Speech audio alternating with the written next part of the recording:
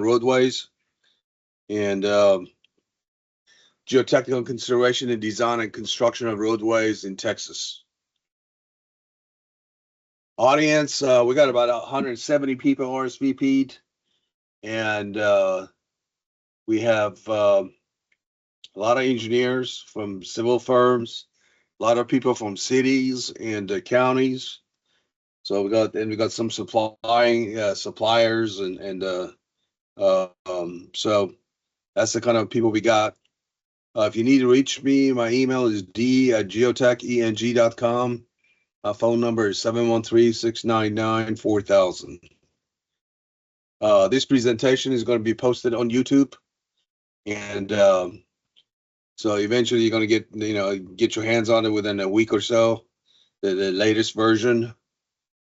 Geotech Engineering and Testing. We're located in Houston. We've been in business for about 39 years. We do geotechnical, environmental materials, and geoforensic engineering. We have a staff of 65 engineers, geologists, technicians, support staff, and we work all over Texas, Louisiana, New Mexico, Oklahoma, and Arizona. We have our own rigs, and so we can get out there on the projects quickly. We got like 10 rigs. Questions, of course, if you have any questions, go to Q&A so I can answer your questions. Shoot me an email. Let me know on the Q&A if you can hear me, if there's any problem. We're going to be talking about roadways. This is a major thoroughfare out there project. That's just downtown city of Houston roadway concrete paving. This is Galveston. If anybody goes out there, asphalt paving. That's one of the FM road projects. I'm not sure where. Maybe FM 2920 in spring. I was driving in Austin on a project. I was out there a couple of years ago. I thought that was a pretty cool asphalt roadway out there. They had to cut into the rock to put the road in. So if you get a road projects, one of the first things we got to do, we're going to have to worry about traffic control on the road when we do our geotechnical work. It has to be done in accordance to Texas Manual on Uniform Traffic Control Devices.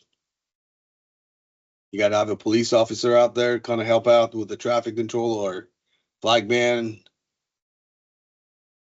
That's a traffic control out there, get all the traffic out of the way. We got 10 rigs. These are some of our rigs. This rig here goes about 20 feet. These goes about 120 feet. This goes 120 feet deep. These other ones in the back go about 35 feet deep. These are little ATVs we got. So you need a traffic control to do the borings out there. More traffic control. Sometimes we may just have to put a cone there. We do most of our works with the truck mounted rigs. We do all borings out there to the paving, existing paving. These are reconstructions. We got to core that existing paving first. So we core that concrete, for example, you get that concrete. But a lot of the city projects, for example, they got a lot of overlays. This is the borehole. Here's the concrete. And then below that, you got stabilized soils. Could be lime stabilized. That's natural subgrade. Here's an overlay, overlay project over concrete paving.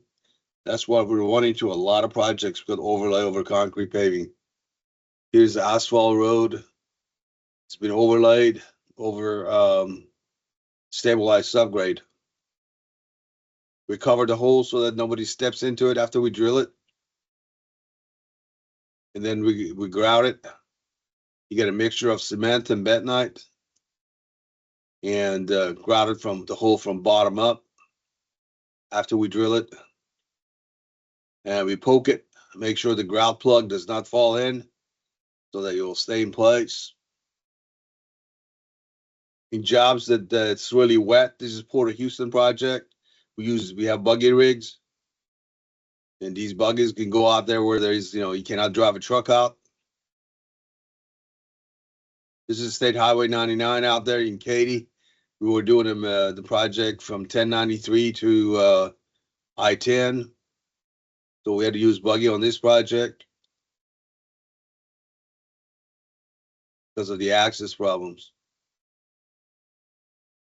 If the site is wooded, we have to clear a path for the rig to get out there. So we do some clearing. That's the path where the rig can go. Most of our sample is done with a Shelby tube sampler. These are 3-inch diameter. 3-inch diameter hollow tubes, and we hydraulically push them into the soil, and then we extrude the soil sample that looks like that. Comes out of it. It's a clay sample right in here. One of the things we measure out there is the root fiber. We measure the depth of root fiber. That tells us the depth of active zone, the zone at which soil experiences shrink swell problems. That's the root fiber here. That goes into calculation of PVR. That that kind of talks about what TxDOT, for example, requires on their projects. I'm going to get to it in a minute. In areas the soils are sandy, we do standard penetration test. In this test, we drop 140-pound hammer, 30 inches. We drive it into the sand. That's what TxDOT requires on their projects. They require SPT on their samples, which I don't agree with. It's 140-pound, dropping it 30 inches. And we drive into the soil 18 inches, 6-inch, 6-inch, 6-inch. 140 pounds, 30 inches. This is the samplers. That opens up. You got the sand in here. You can see the sand in here. You get the blow counts for the 12 inches of penetration. We don't disregard the first 6 inches. And we get the blow counts. If your blow counts is 0 to 4, you got very loose sand. That's 5 to 10. Is loose, medium dense, 11 to 30, dense, 31 to 50. Over 50 is very dense. So we go out in the woodlands area or Katy, the soils near the surface, they all have, very loose. They got 0 to 4.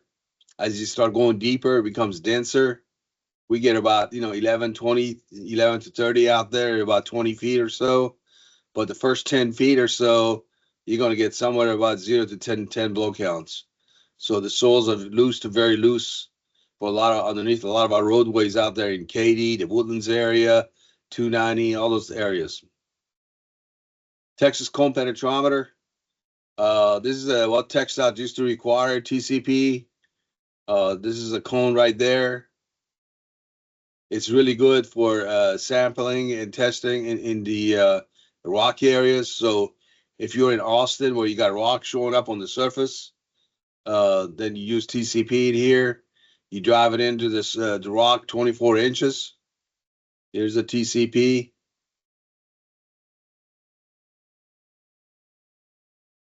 You measure the drive in 24 inches. You measure it in. And you drive it's a 170-pound hammer, drop 24 inches. You seed it into the soil 12 inches, then you drive it another 12 inches. So total of 24 inches. The diameter of the cone is 3 inches. So you get blow counts when you drive that cone into the soil. If your soil's clay or sand, if you got blow counts between 0 to 8, basically you got very soft clay or very loose sand between 8 and 20. There's soft clay and loose sands between 20 and 40. Stiff clay and slightly compacted sand between 40 to 80. Very stiff clay, stiff compact sand between 80 to 5 over 100 blows. You got hard clay and dense sand. 0 to 5 over 100 is very hard clay, very dense sand.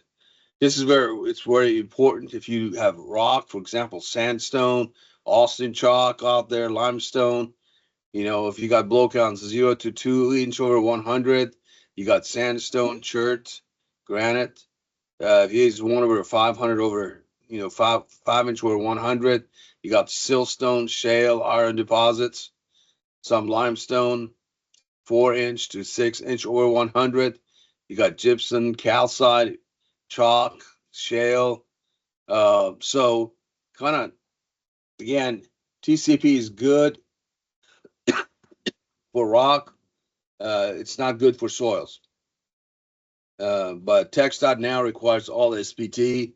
So if you're doing a TxDOT project, you cannot use TCP anymore. Rock coring. On some projects, you go core the rock.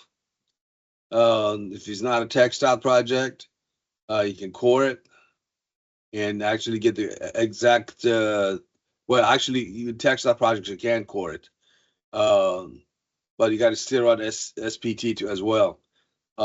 So you core the rock. That's the Austin chalk out here. You can see the core. These are the rock cores.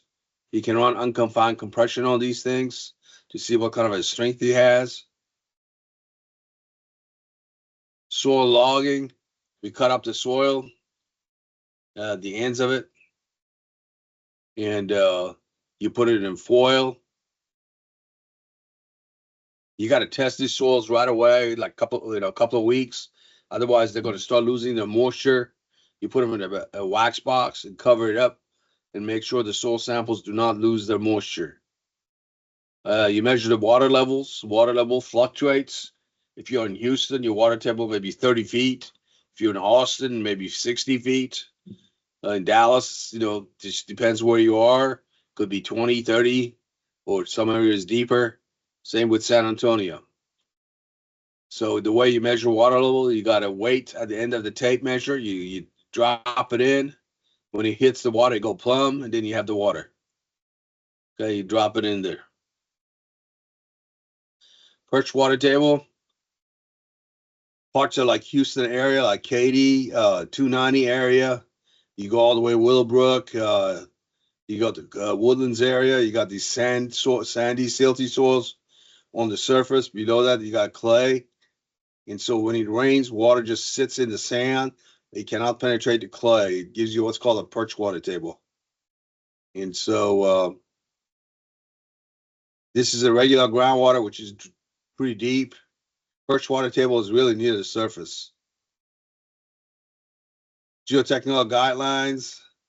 A lot of the works for roadways are done in accordance to geotechnical guidelines by City Houston Design Manual or Harris County Design Manual 2011. That's old, but we're trying to update that.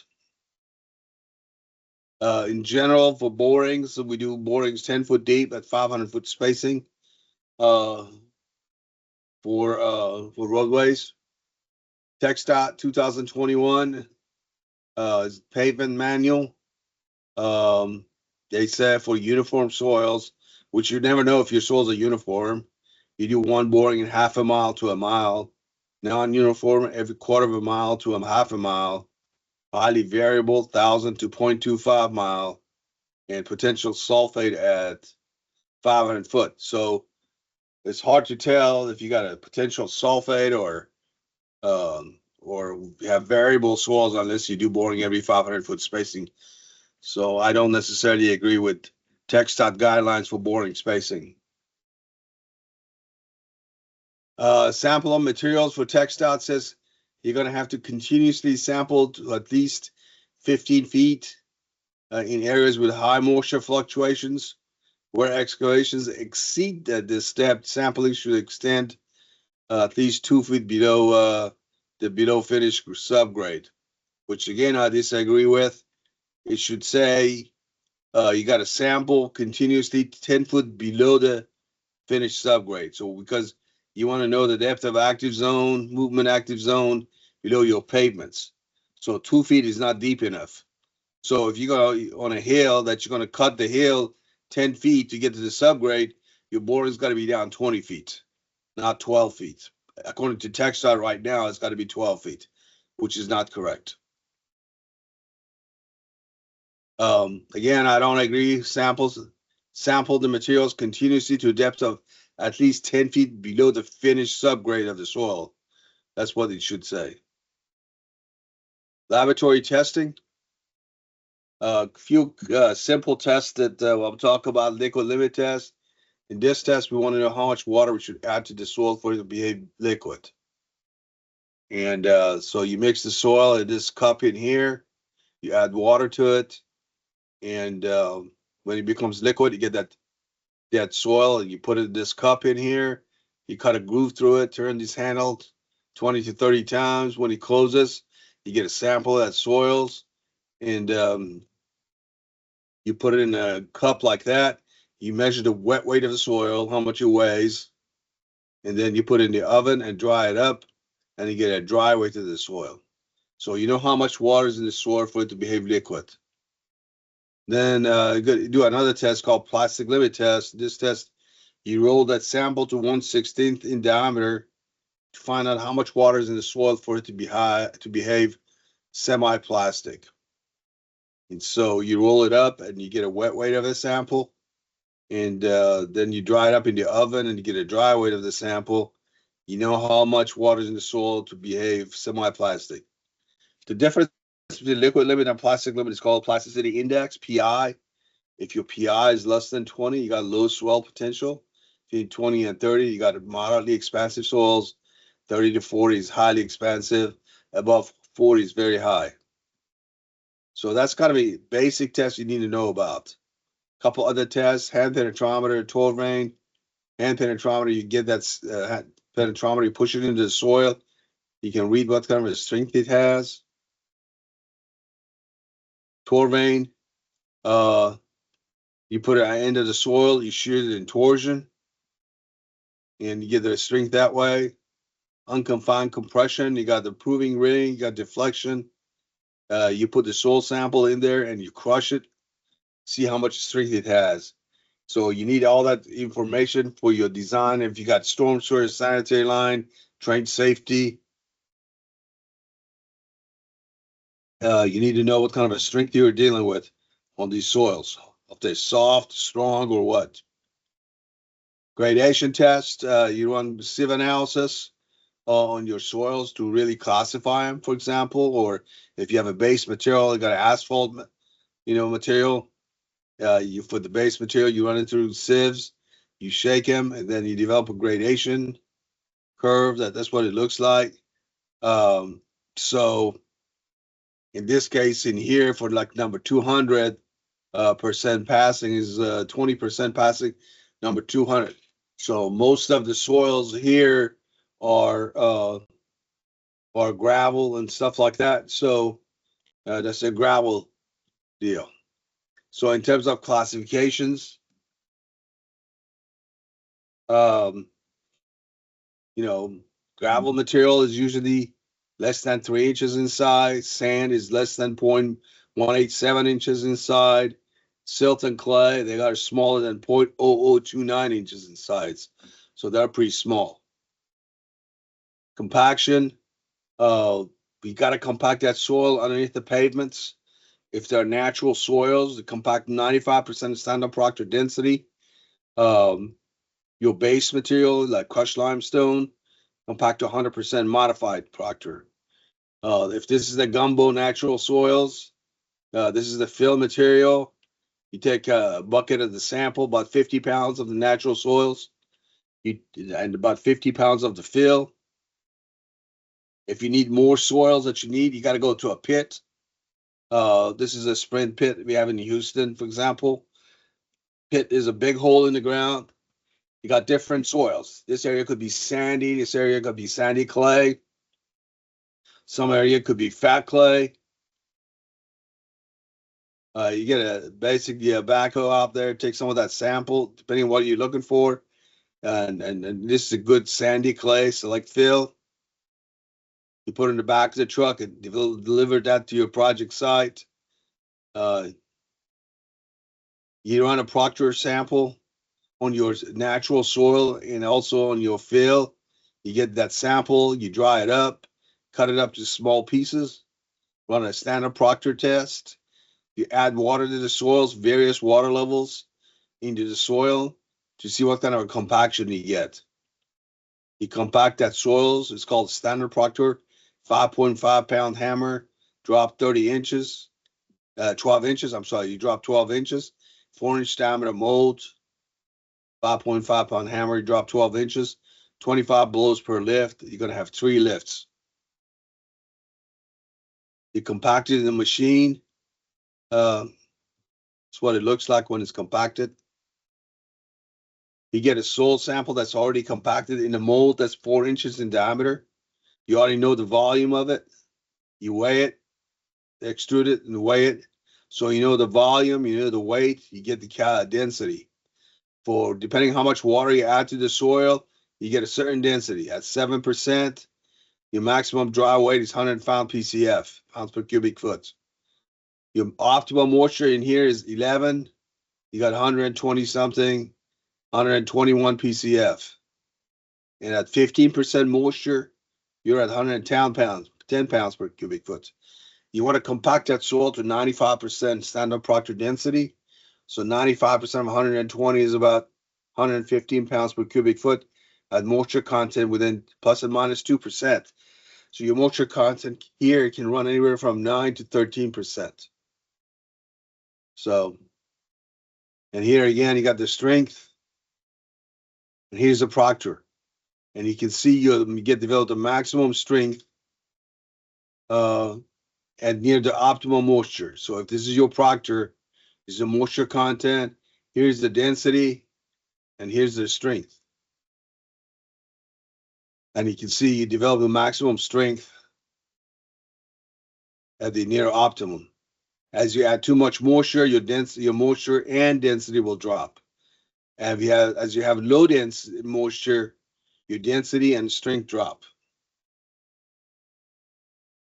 So if you're doing a project in accordance to TxDOT, you got TxDOT 113, it's a modified proctor. TxDOT 114 is a standard proctor test. That's ASTM D698. The modified proctor, I think, remember, is ASTM 1557. California bearing ratio. If you do pavement design using AASHTO, one of the things that the design you're looking for is the CBR, California bearing ratio, which is a ratio of comparing the bearing of a material that's on site to a well-graded crushed stone. A well-graded crushed stone, you need 3,000 pounds for it to penetrate 0.1 inches under a piston in a CBR test. And you need about 4,500 pounds to penetrate 0.2 inches. It's a piston about 1.95 inches in diameter. Crushed limestone CBR is 100. And you make samples, you soak them for 4 days with 1 PSI to model what happens to a pavement under rain in subgrade getting wet. And you calculate resilient modulus 1,500 times CBR. To run CBR tests, if you use the natural soil, you got a 5.5 pound hammer, standard proctor, drop 12 inches, ASTM D698, or if it's a modified proctor for the soils that need to be really hard, like in an airport, something like that, you compact modified, you get a 10 pound hammer, drop 18 inches, ASTM 1557, which is the modified proctor. And you compact it in 3 layers, blows up 25, 25, 56, 25, and 10 per layer. You're going to have 3 layers. Here's a hammer for a modified proctor. You have 6-inch mold. You compact that soil in there. You put it in the water for 4 days. You got the weight here, 1 PSI, and you measure heave or settlement to see how much deflection you're going to get if the soil is soaked after it's compacted. Then to run the CBR, this is your piston. You put the mold out there in the machine in here. You put the load 1 PSI in here, or load of the pavement, whatever that is. You penetrate 0.1 inch or 0.2 inches. First 0.1, then 0.2 inches. You get a curve like this, like at 0.1 inch. Your unit load here is about 142 or so. Okay, at 0.2 is roughly about 0.2 inches, about 183. So in this case, you can calculate the CBR. That CBR at 0.1 inch is 14.2. At 2.2 inch is 12. So since the 0.2 CBR is less than at 0.2 is less than the 0.1, design CBR in this case will be 12, not 14. So we use the lower value. A lot of times I use field CBRs, so it's more accurate. We go to the job site itself, and on the pavements, we run the CBR on natural soils. So you get a truck like this, and you jack it up first, and then you run the CBR. You put a beam in here. You got a deflection. This is your piston. This is your load. This is your deflection. This is your load ring. This deflection. You start jacking it up against the truck and push the piston into the soil, and you measure the load at 0.1 inch and 0.2 inches. This is more accurate to estimate the CBR, to actually do a field CBR than laboratory CBR. Engineering analysis. Well, what kind of soils do we have? We have a lot of clays in Houston area, for example, in Dallas, San Antonio, and also we got a lot of fat clays too. We got these black clays, these orange clays, clay sites. You got sandy sites. You go out there to Galveston, for example. If you do a roadway over there, it's all sand out there. You go to Katy, you got all sandy soils. You go out to the Woodlands area, 290, you got all sandy soils. This is a sandy site. You got silty soils that you got it all the way in Katy areas as well. The silt grain size is bigger than clay but smaller than sand. This is this silty soil site. In some areas, you're going to run into gravel. Of course, gravel is bigger than sand, and that's it's present in some projects. So we have clay. You go deeper, you get orange clay. You go deeper, you get white clay. You go to Dallas, for example. This is weathered rock out here. You start getting to limestone and all that stuff. This is rock. Fill. On a lot of projects, you have a lot of cut and fill on your roadway projects, which is fine. You can build your roadway on top of the fill as long as that fill is properly compacted and it doesn't have organics. You don't have a bunch of wood and wheat, grass and stuff like that in your soil. So as long as it doesn't have the organics and compacted to the proper compaction, standard Proctor or modified Proctor, you can build your roadways on top of a engineered fill. So since we're in Houston, talking about Houston soils, we can start near where I live out here near Roman Forest. We got really sandy, silty soils out here. You start coming down to Kingwood. As if you're away from the lake, you got fat clays, really gumbo clays with trees and stuff like that. As you get to Lake Houston, soils become real sandy. You go to Crosby, Dayton, Liberty, Bellevue, Baytown, LaPorte. You got all fat clay. Pasadena, Galena Park, Channelview, Seabrook, Leak City, Friendswood, Pearland, Missouri City, Sugarland, New Territory, Pecan Grove, Rosenberg. All these areas are really fat clays that you have to deal with. Start going north, Cinco Ranch soils become sandy. And then we go to Katy, soils are really sandy out there in Brookshire. You go over here in some areas south of Brookshire, like you're going to hit areas really fat clays. So the soils vary in this area. As you get closer to Waller, Fairfield, you got really this sandy soils with perch water table problems. And so that's one thing you need to worry about. Tomball, you got various kind of soils. Some areas are fat clay, some areas are real sandy. Pinehurst, real sandy soils. Woodlands, you got sandy soils. You go south of Conroe, your soils are very sandy and silty. North of Conroe is all fat clay. So just depends on where you are. You're going to run into stuff.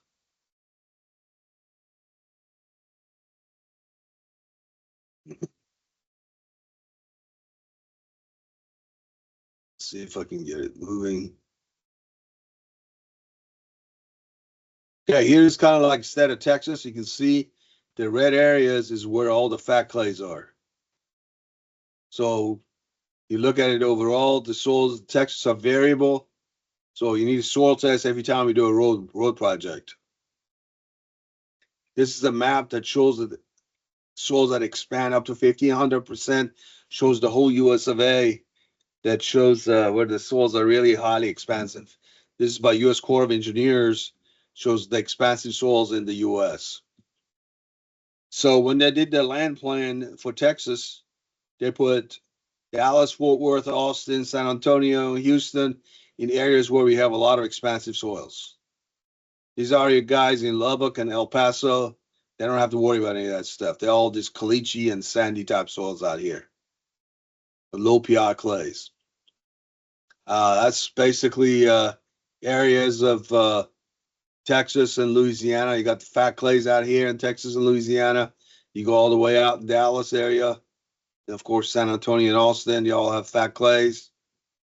Looking at Houston, north of Buffalo Bayou, you got that Lacey sandy soils. South of Buffalo Bayou, you got gumbo fat clays. Okay, it's kind of from a geology standpoint. It's a typical boring log. You got 0 to 2 feet. You got crushed stone. Below that, you got fat clay. This is a PI of 64, PI of 59. This project is in Pasadena. And so below that, you got lean clay. Below that, you got silty sand. Below that, you got fat clay about 25 feet deep or so. Again, for pavements, we're only looking at about 10 feet in Houston area. If you're in Dallas, San Antonio, and Austin, typically you like to look at 15 feet.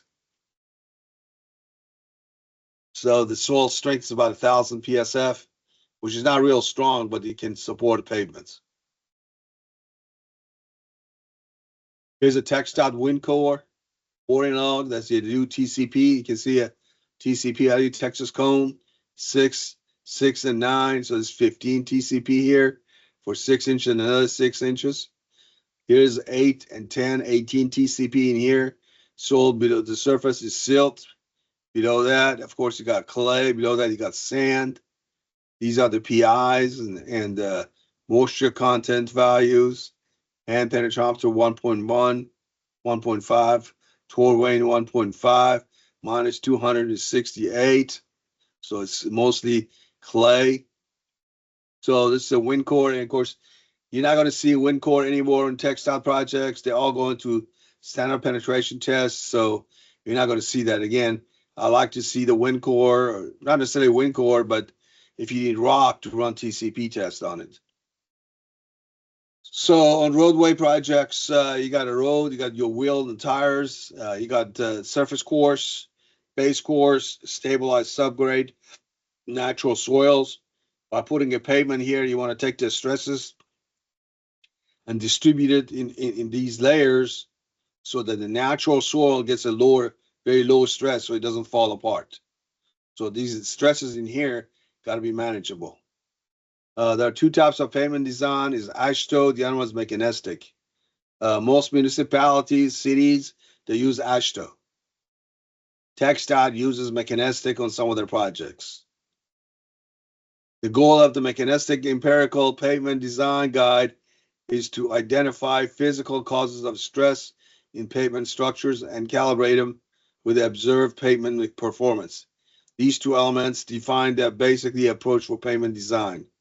The focus is on physical causes, the mechanistic part, and using the observed performance to determine relationship in an empirical method. Basically, mechanistic approach is an update to AASHTO pavement design. Again, most of the cities, like City of Houston, Harris County, everybody uses AASHTO pavement design. AASHTO was done in 1950s or so. Mechanistic is an updated version of it. You know, when we look at the mechanistic design for asphalt pavements, we look at rutting, fatigue, longitudinal crack, transverse cracking. For concrete paving, we look at joint stress and cracking and punch outs. And these goes into the mechanistic model for pavement design. What we talk about here is the AASHTO pavement design. That's what's used in Harris County and City of Houston.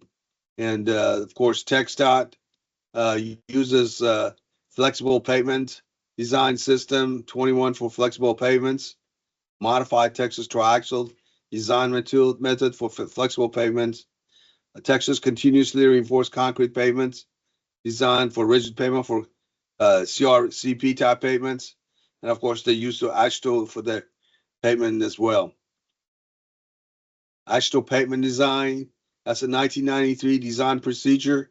You look at the traffic loading, how much traffic you're going to have on that paving.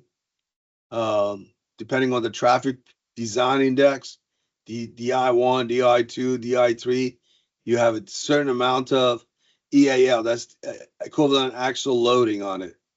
And for example, DI1 is a light traffic with less than 5 daily EAL on it. That's very low traffic. Okay.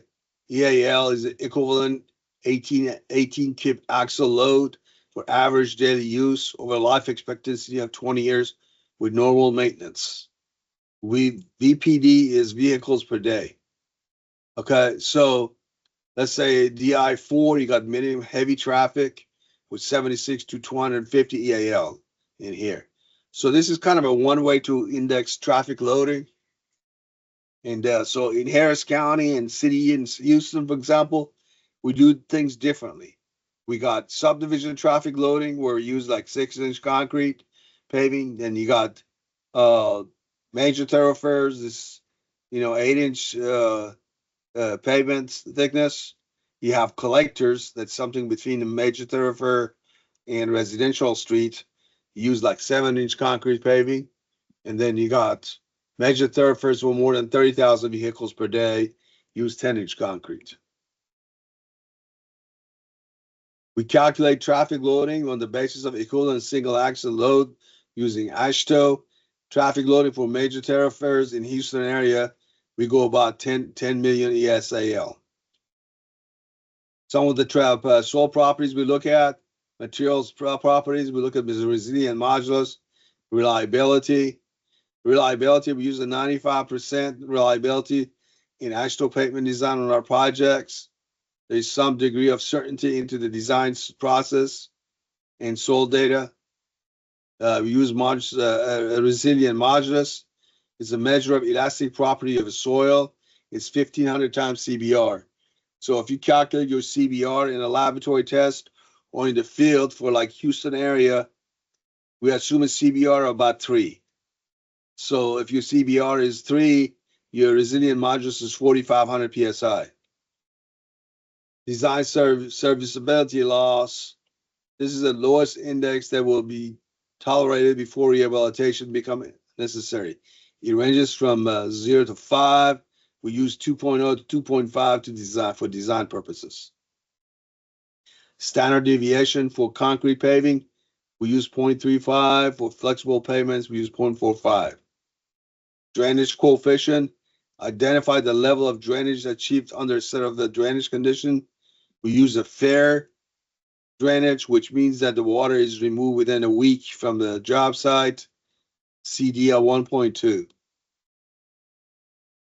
Load transfer coefficient, J, is used in rigid pavement design to account for ability of a pavement to transfer load across the joints. We use it for pavements, jointed pavements for regular pavements that we use for city and the county. 3.2 for continuous reinforced pavements that TxDOT uses, we use 3.0. Modulus of rupture, measure basically a tensile strength of the concrete is about 9 square roots of F prime C. So if your F prime C for concrete is 4,000 PSI, your modulus of rupture is 570. F prime C is the compressive strength of your concrete. Loss of support is used in design of rigid pavements to account for potential loss of support from subbase erosion or differential soil movements. Loss of support for like a let's say lime stabilized soil is 1 to 3, and that's what we use in a lot of projects. cement stabilized granule base 0 to 1.0. Cement aggregate mixture 0 to 1.0. Fine grade natural subgrade loss of support is 2 to 3.0. These are AASHTO. So there's a normal graph in AASHTO. You get your subgrade coefficient of modulus reaction. So in this case, your K is 130. You go over here, all the way up here to concrete elastic modulus of about 5 million. You come over here, and then to go out over here, you got the mean concrete modulus of rupture. Whatever the modulus of rupture is in here is about 620 in this case. And from there, you got the transfer line. And then you go load coefficient in here. So in this case, it's 3.0. 3 point something or another, 3.0, yeah. And then from here, you go to drainage coefficient. In this case, is about 1.2. You go to the match line. You come over here on match line, and you go design serviceability value, delta PSI. Go all the way up here, and then come over here. You get a reliability of 95%. Overall standard deviation. You come to this line, and then you connect to the traffic loading. In this case, maybe 10 million. In this case, you come all the way up here, and you go from here to here. You need about 11-inch concrete paving with this traffic loading in here on this project. In this case, it's got a traffic loading of 12 million ESAL, and so reliability of 95%. So that's how you come up with the pavement design on this. For asphalt pavements, they use what's called structural number. Structural number is equal to layer coefficient times the thickness of the layer. So SN is equal to A1 D1, A2 D2, A3 D3. D2 is, of course, thickness of the base. This is the thickness of the stabilized subgrade. So you got the pavement itself, base material, and stabilized layer. The M is the drainage coefficient of the base and sub-base layers. So you come here again, they got a normal graph here for a case where you have a traffic loading of 5 million, reliability of 95, resilient modulus of 5,000 psi, S0 of 0.35, and serviceability 1.9. And so we come over here, reliability, standard deviation. You come from here to estimated 5 million traffic loading. You continue on from here. You go to effective resilient modulus. In this case, it's 5,000. You come over here, and then you go to the in this case, this is a serviceability loss. Your serviceability loss is 1.9. You go to 1.9. From here, come all the way down. You come up 5. That's design structural number. So these are the structural layer coefficients for different materials. For concrete, it's 0.5. For hot mix asphalt, it's 0.44. For black base, it's 0.34. For cement stabilized limestone, it's 0.23. For lime stabilized limestone, 0.17. Cement stabilized sand is 0.15. Lime stabilized 0.11. So these are the layer coefficient. You go to this equation, your structure number is 5, and you can mess around with this layer with thicknesses. You got the layer coefficients, but you can change your thickness of the layers and come up with the optimal pavement design. I still put this table together depending on traffic loading, recommended pavement. If your pavement is traffic loading is less than 50,000 ESAL, use the 1-inch concrete, which we don't recommend. We recommend minimum of 2-inch asphalt. In this place, we recommend minimum of 2 inches of asphalt. It says 4 inches of base. We recommend minimum of 6 inches of base. So if your traffic loading is between 2 to 7 ESAL, they recommend 3 inches of asphalt, 3.5 inches of asphalt, 6 inches of base. Falling height weight deflectometer. If you're doing a textile pavement design, they want to use a falling head test sometimes on their projects. If there's money, you got these geophones in here, measure the deflections. So that's the machine right here. This is the weight that drops. Falling weight deflectometer is a trailer mounted device. It's got this plates, 1.18, 11.8 inches in diameter. And they, basically you put the plate on the ground, you drop the weight on it, and you measure deflection at 0.1 inches. Okay, and you put these in 0.1 mile away from each other. So for a typical project, you have 30 locations. You get a column of load above the plate, carries a stack of weight. You drop them on the pavements. You measure deflections. Try to model a passing of a dual truck tire set. This area of 7 geophones out there that are spread away from the plate at 12-inch increments. Measure the surface deflection. Is used to calculate using modulus computer program, basically pavement layer modulus properties. Here's the machine right here.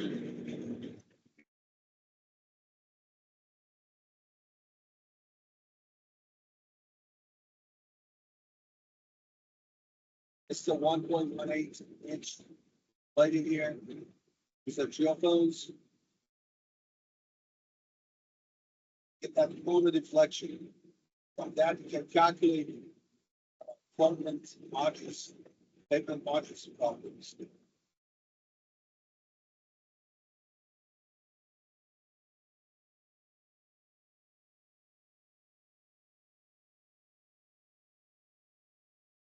So typically for residential street, Harris County, like Montgomery County, they got 6-inch concrete paving over like 8 inches of stabilized subgrade. It's a typical pavement design. The typical subdivision. For residential subdivision roads, we typically recommend 2 inches of asphalt, 6 inches of base, 6 to 8 inches of stabilized subgrade. For collectors, we recommend minimum of 7-inch concrete. Pavements over 8 inches of subgrade, stabilized. Major thoroughfares, less than 30,000 vehicles per day. Use 8-inch concrete paving over 8 inches of stabilized subgrade.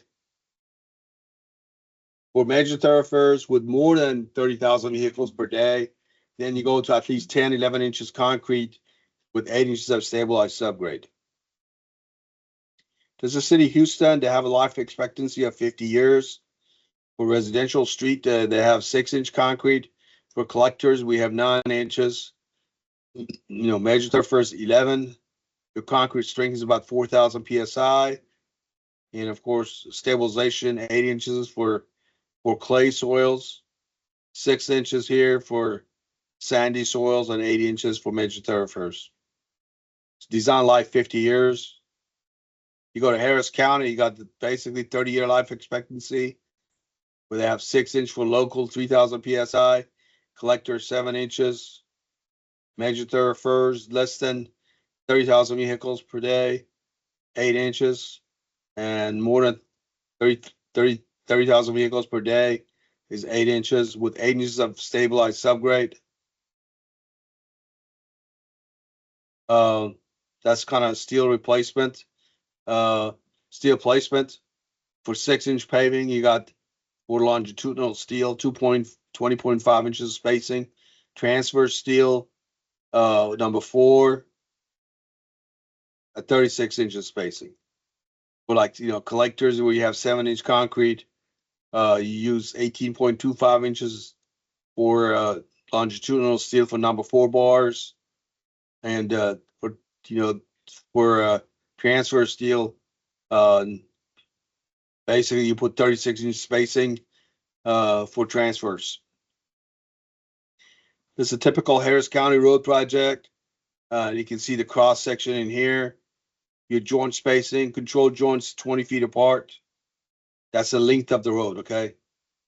Your expansion joints, so 160 feet apart, depending which precinct you are. Sometimes it's 80 feet apart, but your control joints are 20-foot spacing along the length of it. So that's transverse control joints. If you get a cross section of it, that's a 2-lane highway. You got 12-foot road lanes, basically. Your lanes are 12 foot wide. You put your control joints at 12-foot spacing. That's your concrete paving. Below that, you got, of course, stabilized subgrade. You got a 3-lane project. You got lanes are 11 feet apart. And then you got your 10-inch concrete. Below that, you got stabilized subgrade. And your control joint spacing is 11 feet. And here again, same thing.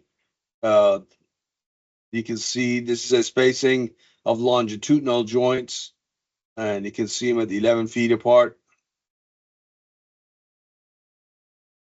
So for Harris County, if precincts 1 and 3, your joint spacing, expansion joint placements are 160 feet.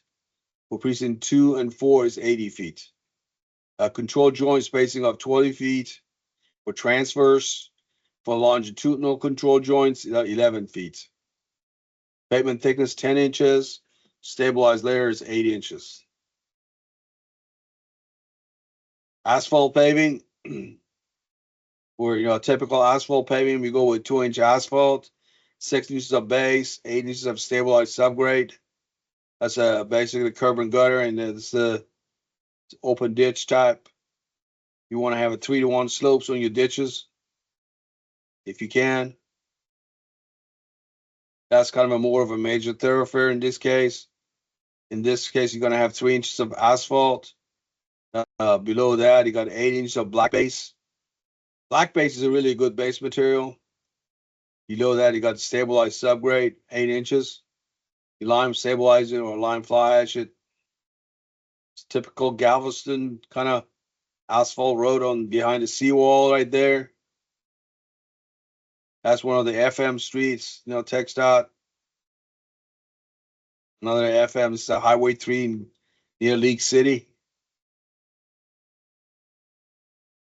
So in general, as a overall kind of a look at the pavements, you got for major thoroughfare projects with more than 30,000 vehicles per day, you got 10-inch concrete, 8-inch stabilized subgrade, or 4 inches asphalt, 14 inches of flexible base, 6 inches of stabilized subgrade. For major thoroughfare, less than 30,000 vehicles per day, you got 8-inch concrete, 6 inches of stabilized subgrade, 3 inches of asphalt, 10 inches of flexible base, 6 inches of stabilized subgrade. For collectors, minor subdivision streets, 6-inch concrete, 6 to 8 inches of stabilized subgrade, or 2 inches of asphalt, 6 inches of flexible base, 6 inches of stabilized subgrade. So just in general, potential vertical rise, PVR. It tells you how much heave you're going to have on your project along the roadway alignment. PVR is measured in inches. It tells you how much that ground is going to swell if you have expansive soils. So if you got soils that are expansive, you got a roadway and you don't treat that subgrade, that's the kind of a soil you're going to get. It's kind of you see the shape of the roads, there's a lot of up and downs out here, a lot of bird path. I developed this map of the PVR of the Houston area. If you look at Houston and Harris County, Humboldt, you got a PVR about 1.5. You go Kingwood, 3.3 to 4 inches. You go to up there near Cosby, 5 to 6 inches. Mobile, 5 to 6 inches. Baytown, 5 inches. You go out here, start going down to League City, go 6 to 8 inches. Pasadena, 5, 6 inches. You go out there to Fresno, about 5 inches. Sugar Land out here, about 5 inches. Richmond, 5 inches, 6 inches. You go to Fulshire, it's 2 to 4 inches. You start going up out here. Brookshire is 1.5, Katy about 1 to 1.5. 290, the whole 290 is about, 1 to 1.5 inches. All here, Bridgeland in here, it's about 1 inch to 1.5 inches. You go out here and near Townball, 1 to 4 inches, depending what you run into. Woodlands, south of the Woodlands, about 1 inch. North of Woodlands, about 4 inch, 5 inches. You go inner city in Houston out here near Bel Air, you got 5 to 6 inches. Westview, Tanglewood, and you got highly expansive soils in these areas. You go out here at 290 and 610, you got about 1.5 inches. So that kind of gives you an idea what kind of a movement you can expect on your pavements and rideability. This is a site where you got an expansive soils, State Highway 130 between Austin and San Antonio. They had asphalt paving, but the soil heaved up. So they had to shave off some of the asphalt to keep the road level. Here's another one, the cross section of basically you got the asphalt, and then you got base, stabilized layer, natural soils. You can see the heave. This is the PVR along different stations along the roadway. You can see a station 29, and the PVR is about 5.5 inches. You go to a station 2934, it's about 3 inches. Here's another one here, doing PVR, dry conditions, 7-foot active zone. You can see the PVR along the project varies depending on the soil conditions, all the way from 0.5 inches to about 5 inches. You can see the project in here. These are the different stations. This is the PVR based on swell tests. The other one were based on TxDOT 124E TxDOT method. This is based on swell test. At station 3000, your PVR is about 0. But you go to this station here, about 3250, you got 5 inches PVR. So the soils around the project alignments are variable. That's why we need borings at 500-foot spacing, and your PVR varies along the project. That kind of affects your rideability. So if you got a project, you got an asphalt paving or a concrete, you got asphalt, you got crushed limestone, you got lime stabilized subgrade, you got a moisture active zone, can't run anyway, but in Houston, 25 feet. Then you got a movement active zone. That's basically the area that's caused moves. That's about 10 feet. The moisture active zone can be anywhere from 10 feet to 25 feet in Houston. So that's the movement active zone. That's very important where you have fat clay, gumbo clays. TxDOT PVR design for main lanes, they wanted to keep the PVR to about 1.5 inches. For frontage road to 2 inches. Use a 15-foot soil column to come up with a PVR where you're going to need the borings at least 15 feet deep. In Dallas, San Antonio, and Austin. In Houston, you don't need 15 feet. You need only 10 feet borings. Because your movement active zone in Houston is about 10 feet. Even in Dallas, San Antonio, and Austin, mostly is about 10 to 15 feet. So if I want to keep my main lane, I've got a PVR 1.5 based on TxDOT. So that's a brown one, 1.5. If my PI is 45, I got to put in about 35 inches of select fill underneath my paving to keep my PVR to 1.5. So if you got a roadway that you're going to do this, you're going to have to remove about 35, 36 inches of the soil to get that PVR to 1.5, which kind of gets expensive. But that's TxDOT requirements. Most municipalities, they don't have that requirement. You go to Deer Park, they're not going to remove, 3 foot of soil to get the PVR 1.5. They just go in there and stabilize, 8 inches of subgrade and put a paving on top of it. And they deal with the deflections and movement and rideability. Here's the over excavation requirement depth. PBR 1.0, 1.25. Yellow is 1.25, so that's smaller. So depending on the station, it tells you how much of that soil you're going to have to remove. If your PVR is 1.25, you're going to have to remove less of it, about 4.5 feet, 4.25 inches. And if your PVR, design PVR is 1 inches, you got to remove 4.5, 5 foot of soil to get to that level. So that's depending on the agency and what they want to do. Rideability, again, we've got a lot of expansive soils. This is San Antonio, and here State Highway, Interstate 37. You can see the expansive soils, movement of the guardrail. Again, that's another paving on expansive soils. Here's Snook, Texas, near College Station. And you can see, looking at the ground, you develop what's called gill guys. He's an Australian guy who kind of discovered this thing here.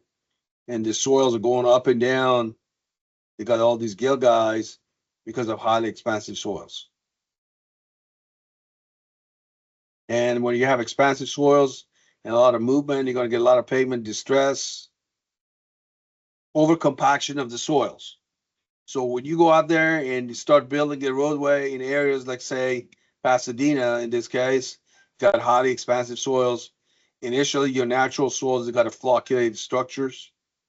Then you go out there and compact it, put it underneath the pavement, become dispersed. Then you add a lot of water to it. In this case here, on the wet side of the optimum, this is a Proctor curve, by the way. This is the moisture versus compaction. And as what it says is your soil structure becomes dispersed. And when your soil becomes dispersed, it heaves up more. And then if you add water to it, it's going to heave less. So this is basically a standard Proctor, the modified Proctor. So if I'm doing an airport pavement, underneath the pavements, I use modified. But if I'm doing a regular, Richmond Street in Houston, compact that soil to 95% standard Proctor density. And that's the optimal moisture right here. Optimal moisture for modified is smaller. The degree of compaction is higher. You can see the dry density is higher for modified Proctor versus a standard Proctor. So as you can see, moisture content and dry density, as your soils are wet in here, more moisture, your percent swell is smaller. And as you become soils drier or more compact, your percent swell goes up. The higher the compaction, the higher swell you're going to have. That's one of the cases where we had a lawsuit on a roadway. They went out there and overcompacted that subgrade and heaved up. So when it heaved up, that pavement had a major rideability problem. So if this is your standard Proctor, if you compact on the wet side, your soil is not going to heave up very much. Swell up. As it gets dried up and more compacted, it heaves up. For modified Proctor, again, same thing. Your swell is going to be low on the wet side of the optimum. And as you compact and you go out there drier, your swell is going to be higher. And of course, your pavement is going to have a lot of distress if it heaves up. How to improve rideability? You can do removal and replacement of the expansive soils. Not really economical. You can do moisture conditioning. You can do chemical injection. You can place vertical or horizontal moisture barriers. Removal and replacement. You can remove the expansive soils and replace it with non-expansive soils. Dig it out, bring in select fill, put it in lifts and compact. That's not economical. A lot of people don't do that. Moisture conditioning. You can add a lot of water to your soils underneath your pavements. Keep it wet of optimum. If your soils is compacted wet up to optimum, it's not going to heave up as much. This is called moisture conditioning. You can do that. Some people say it doesn't work. You add moisture to the soil. You got to cover it up right away after you add the water. You compact it optimum plus 4%. And then you compact the soils to 95%. at optimum plus 4%. You extended past the pavement by 5 feet. And you're gonna cover it up with plastic sheeting within 14 days. Otherwise, after you compact it, you're gonna lose moisture. So if your soil, you got an optimal moisture of 11, you compact it. Optimum plus 4%. That's you compact it at 15% and 95% standard product density. Compact it, you cover it up with plastic sheeting as soon as you do the moisture conditioning so that it doesn't lose the pavements, or you build the pavement on it right away. You can also do chemical injections to reduce the movement on your expansive soils. These are clay platelets. Clay platelets got negative charge. Water's got positive charge. It's got really high negative charge, so it absorbs a lot of water. It's called cation exchange. What we do, we take chemicals in here to remove potassium and calcium, and put sodium and put potassium and put calcium in there, and so make the soils non-expansive. And so this is the negative charge. It doesn't require as much water in it, and so it becomes the soils non-expansive. You add water to these chemicals in this tank in here. You inject it in Houston to a depth of 10 feet, in Dallas, San Antonio, and Austin to 15 feet.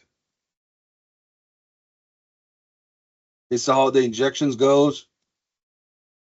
You inject it into the soil to a depth of 10 feet in Houston. Inject it. In this injection, does the cation exchange and replace certain elements with non-expansive elements. That's the chemicals that coming out of these nozzles. You inject them all the way down. You put them 24-inch spacing. You may have to do multiple rounds going back and forth.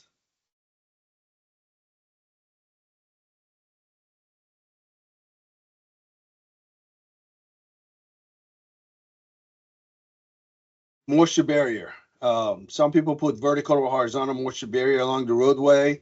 They dig a trench out there next to the roadway. You put in the moisture barrier in there to keep the moisture from going underneath the pavement and change the moisture and causing it to move up and down. If you don't change the moisture underneath the pavement, it's not going to experience movements. In some projects, they put in horizontal moisture barrier. They just go, outside the, pavement area. You put 10 foot of a moisture barrier outside the pavement for it not to move up and down. It's called horizontal moisture barrier. Asphaltic concrete distress on a lot of pavements with open ditches. We see these longitudinal cracks out there in the asphalt. They go put an overlay. Within 6 months, the cracks reappear. That's the overlay. Cracks start showing up again on the overlay. The reason for that is this ditch area becomes so dry and it sucks the moisture to a distance of 9 feet from underneath the pavement. As this sucks that moisture, this edge of the pavement drops and starts having cracks in here. You add to it the affected trees.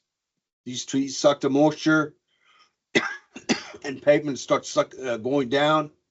So it develops. It's a combination of the open ditch and trees that causes these longitudinal cracks out there. Solutions. Conduct chemical injection. We talked about that. Replace the expansive soils.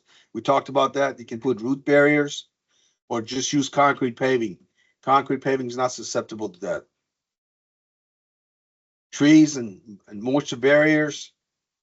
A lot of trees along the roadways in Houston area.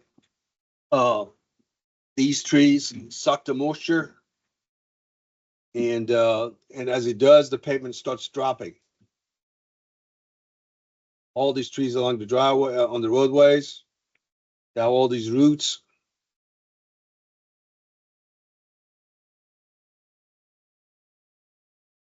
You can see the root systems. It sucked the moisture out. Some people put the trees in, put the moisture root barriers around them.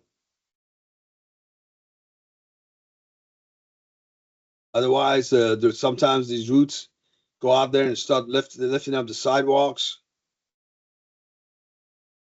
Just got basically surface heave of the roots. That's kind of destroy the sidewalks. You put root barriers. You plant the trees with root barriers, so the roots will go down as opposed to going sideways. The root barrier right here, we recommend minimum of 3 to 4 feet. It's a typical city Houston design in here for root barrier, where you put the root barrier in here, you put the tree in here. It says 16 to 20 inches. I don't recommend it. Here's a concrete paving. It's a curve. You can see the root barrier. They recommend 26 inches or 28 inches. Well, I just don't think these are the trees. These are the sidewalks. This is the sidewalk area. This is the curb and gutter for the road. And in this case, they say 26 inches root barrier. For the sidewalk, they recommend 20 inches. I think that's not deep enough. These are the trees, and of course, this is the road. This is the sidewalk. Bio barriers, you can use these bio barriers. We've got herbicide peels. Root systems hit them and stuns them. It lasts about 15 years. Again, you go out there and where your trees are. You put the bio barriers between the sidewalk or the roadway and the tree, and you can see this is the roadway, and you can see the root bio barriers in here, and then you got your curb and gutter, and then you can see in here with sidewalks. You put the bio barrier here. It's a typical installation. You can dig a ditch and you put the bio barrier in there. Here's another one. You can put them horizontal as well. They give you a 10-year warranty on them. How you install it?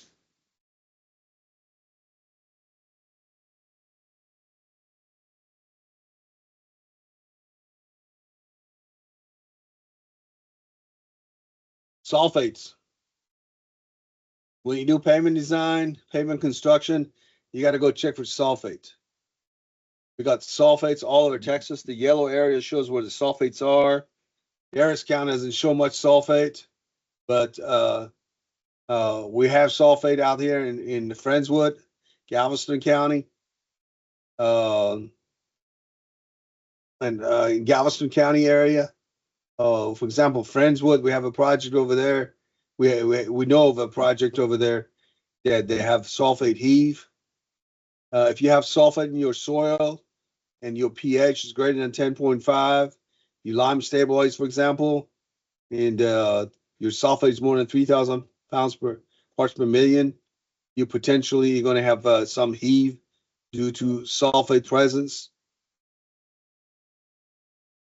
Here again, sulfates, greater than 3,000 psi, parts per million, pH greater than 10.5. When you lime stabilize that soil, your pH is about 12.4. So if you have sulfate, you're going to get sulfate heave. That's the heave. This is Friendswood. This is one of their projects. And you see a lot of heave in here. And apparently they tested it and they found sulfate in their soils.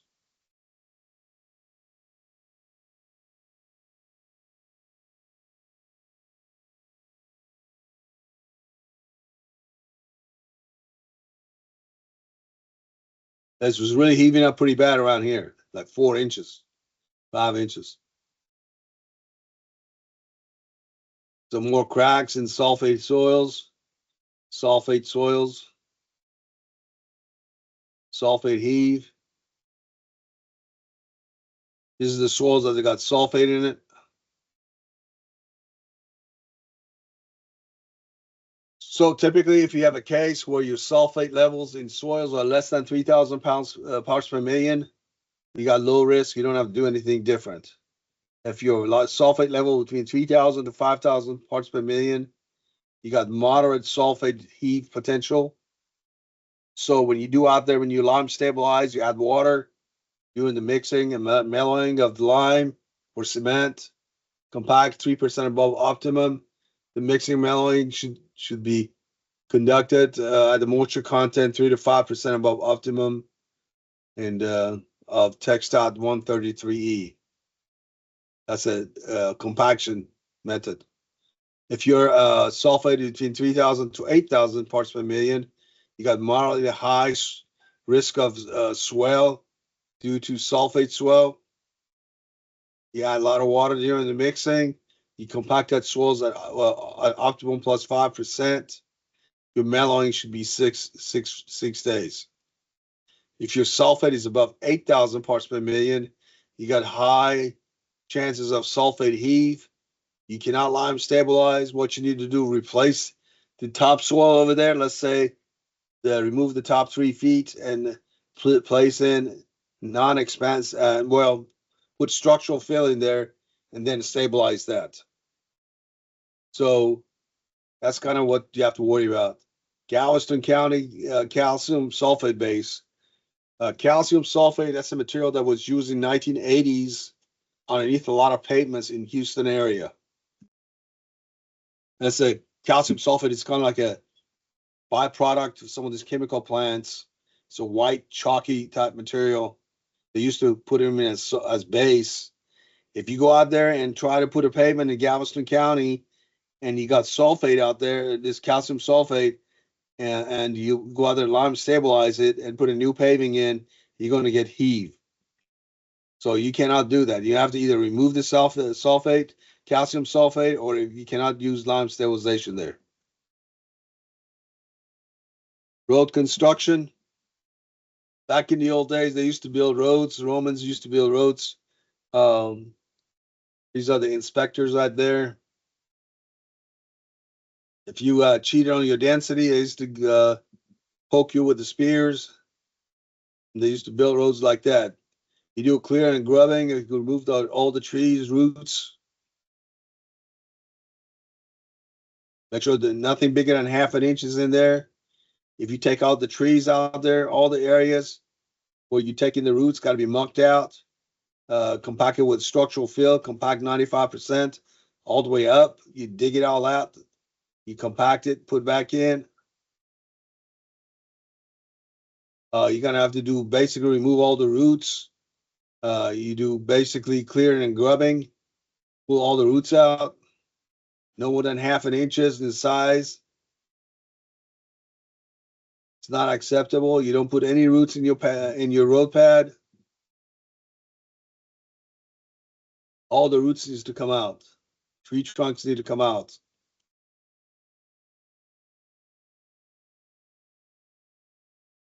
All these root organics need to come out.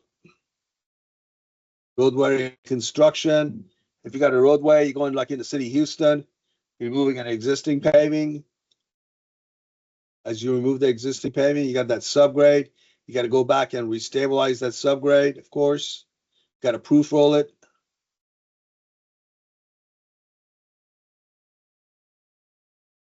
You got to go proof rolling TxDOT standard 216. Get a loaded dump truck. You go in your roadway. This is not acceptable deflection. It's not acceptable. It's not acceptable. It's not acceptable deflection. Not acceptable.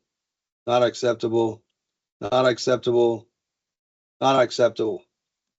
If you don't do proof rolling and pick up the soft spots, eventually you're going to get potholes on your pavements. We don't want that. You compact that subgrade. If you got sandy soils, use steel drum roller. If you got clayey soils, use a sheep's foot roller to compact that subgrade. Run density test at 50-foot spacing. Make sure that soil is compact, 95% standard Proctor density.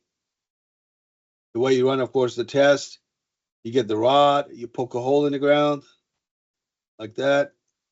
You put your nuclear device in there, and it's got source in here, emits gamma ray. The more gamma rays comes out to the detectors in here, the looser your soil is. So if your soils are compacted, you're not going to get as much gamma rays. Compact that soils with a sheep's foot, and you seal it with a pneumatic roller, so the water doesn't come in and contaminate your soil. Okay, this is a new. You seal it with a pneumatic roller. It's got tank in here. You fill it up with water. Go back and forth. You go out there in KD areas and 290s out there. Also north of Spandora, some areas got really sandy, silty soils out there. You got perch water conditions out there in Montgomery County, Precinct 4. You got perch water condition. You got sandy, silty material over clay pumps. This is your regular groundwater. That's a perch water condition. So water is near the surface. It cannot penetrate anywhere. You cannot build a house or build a road on top of it. You can see water just sits out there on top of the clay in the sands. This is a site with perch water table condition.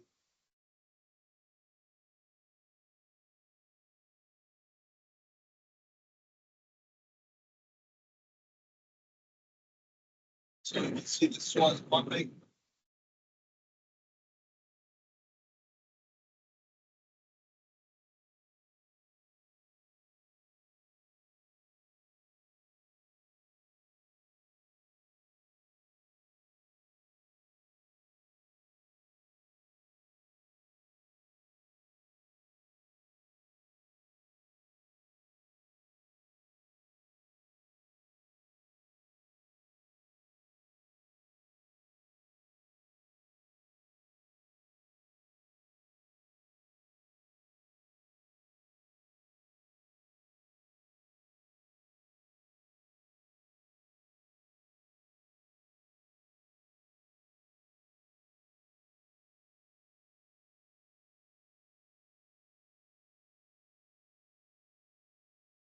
So how to improve the sites where you got the subgrade that's pumping? You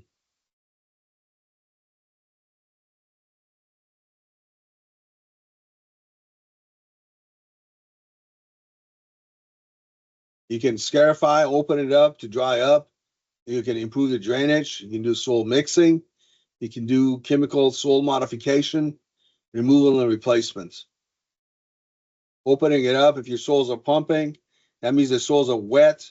You open it up, let it dry under the sun, like what we have right now. If you don't get any rain for 3 days, 3 weeks or so, it will dry up the stuff, so you don't have to worry about it. But that's not typically very practical. Basically, opening it up is not going to work. Drainage, if you got a big site and your soils are pumping, you can have bleeder ditches out there. You get these ditches about 3 feet in width, 2 feet in depth. It drains the sandy materials. Water from the sandies will go to this ditch. You go to a detention pond in there. Again, you can see the bleeder ditches.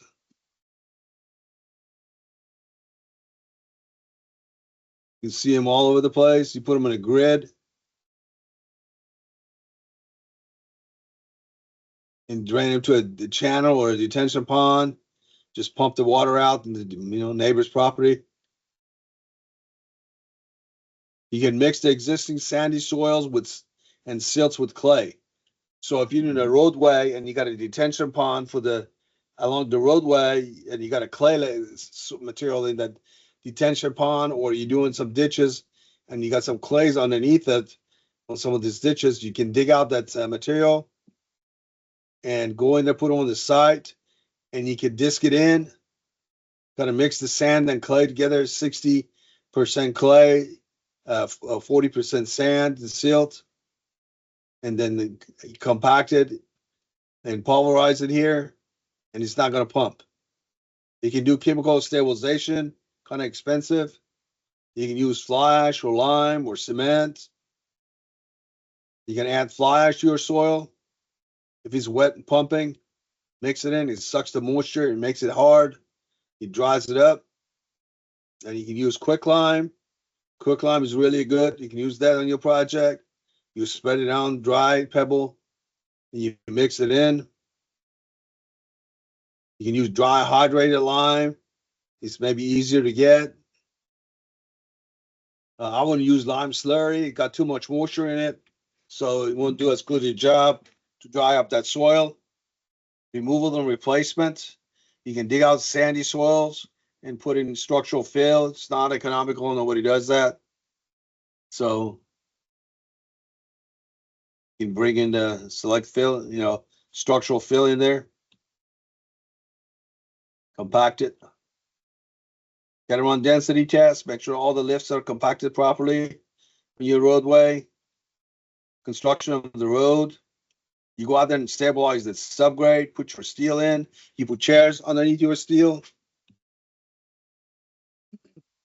This is San Felipe. And then you can see your expansion joints in here. All the way up there. This is a stabilized subgrade. You got chairs. You got your steel. You got the dowels. Got to be all straight.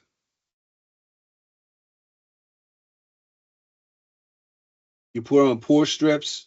You pour the concrete, let it shrink. You pour the next pour strip.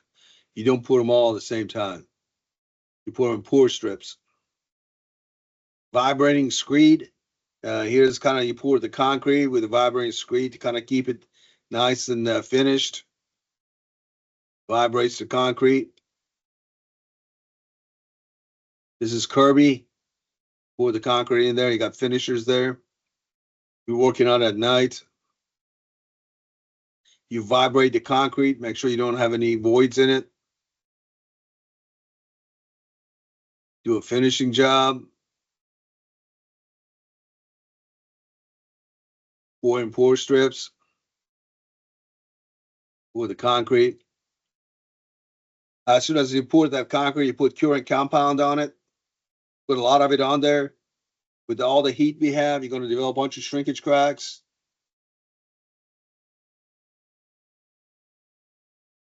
Or you can use burlap on top of it. Moist type material to let the concrete cure. In some cases, they already, when they do the paving out there, they already put that curing compound on it. You can have plastic sheeting.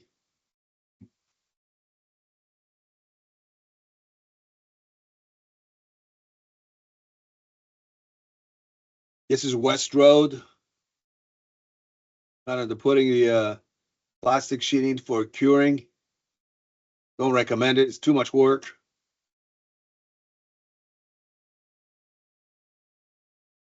Expansion joints on your pavements. You're going to have expansion joints. You pour the concrete on top of the joint.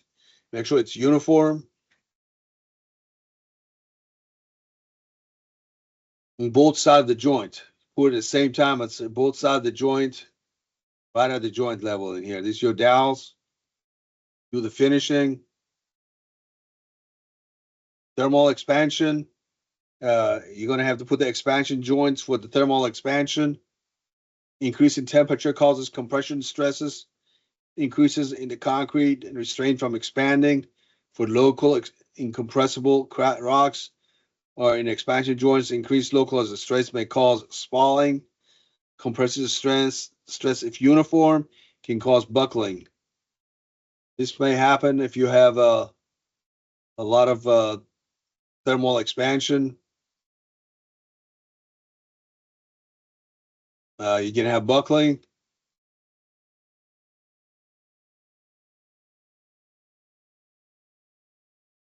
Control joints. We put control joints in our paving to tell it where to crack.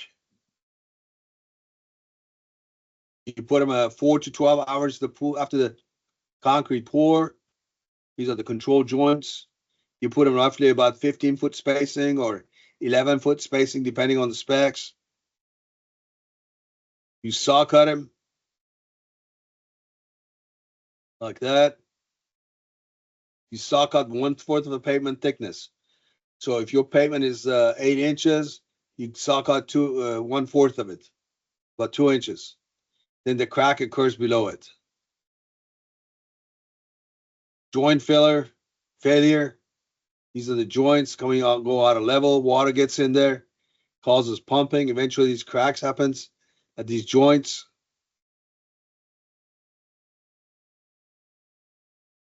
Your joint failure, more joint failure, joint failure. You put joint sealants. If there's opening in your joints, you put joint sealant in there to accommodate for concrete slab expansion and contraction. The sealer's purpose is to prevent water from getting into your joint. So it's a saw cut like this, unfilled open. There's no joint filler required. Here's the field condition, your joint filler.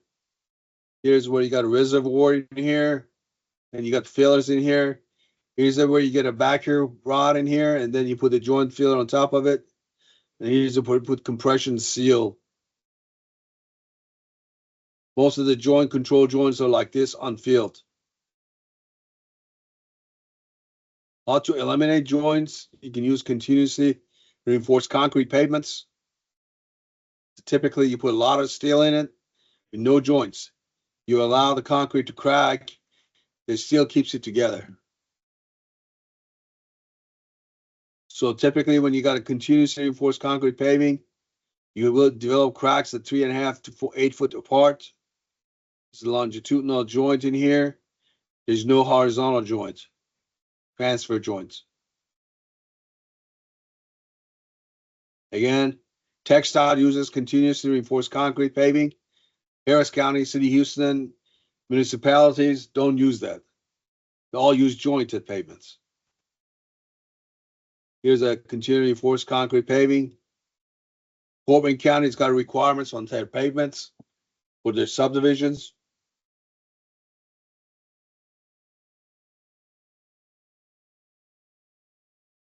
You can see in here on the subdivision, you got the bird bath.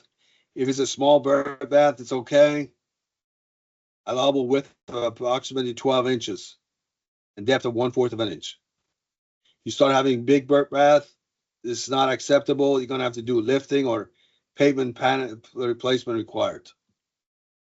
This is kind of a bird bath, significant depth and width, removal of a joint sealant, obstruction acceptable based on field conditions. This area, you may have to remove it. These are some big bird baths here. Big bird bath. Bird bath extended driving lane, pavement replacement is required. On a lot of projects on subdivision streets, you get bird bath in front of the driveways. And if you got driveways, when you're pouring it, if it rains, you got to pump that water out, remove the steel, recompact, put the steel in, and pour concrete after that. Don't pour concrete when the soil's all wet, and this is not acceptable.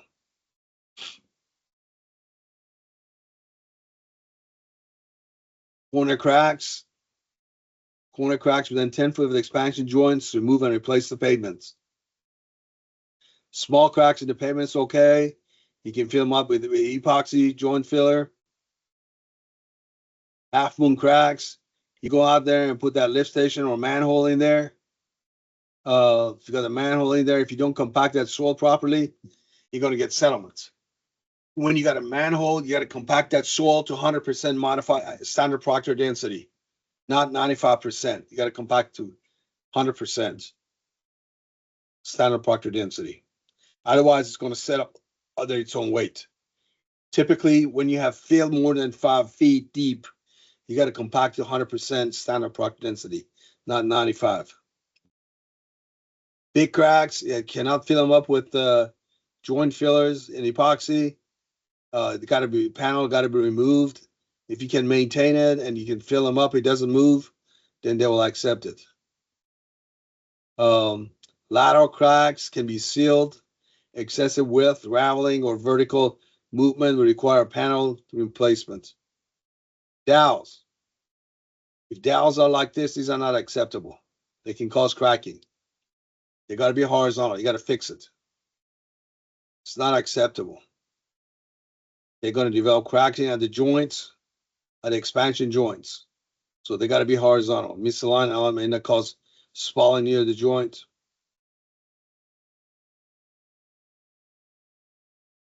Saw cutting should be done within 4 to 12 hours.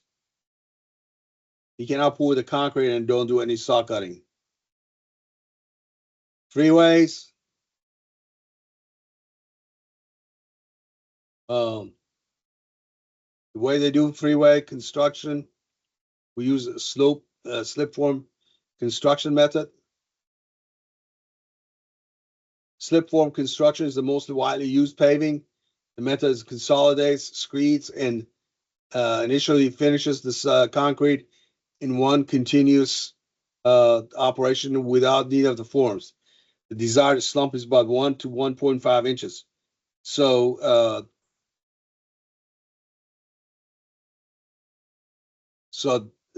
the slump is very low when you use the slip form construction. You put your bond breaker in there, the asphalt bond breaker underneath your paving. You put your steel there. You put your slip form machine in there. You pile up the concrete in front of it.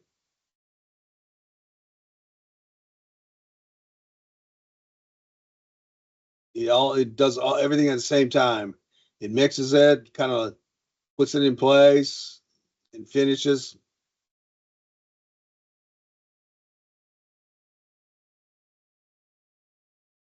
So this is a slip form construction.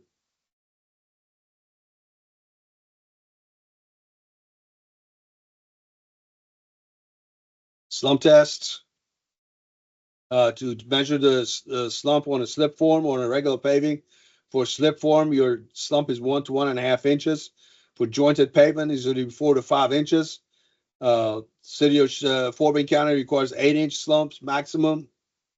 Okay, so that's put concrete in this cone, 3 layers, 25 blows with this rod. You pull it up. You measure the slump from here to here. This should not exceed 8 inches per Fort Bend County. Most of the time, you don't want to be more than 5 inches. The measurements of the slump. This is really wet. You got 11-inch slump, not acceptable. You reject it. This is again for slip form, and your slump about 1 inch.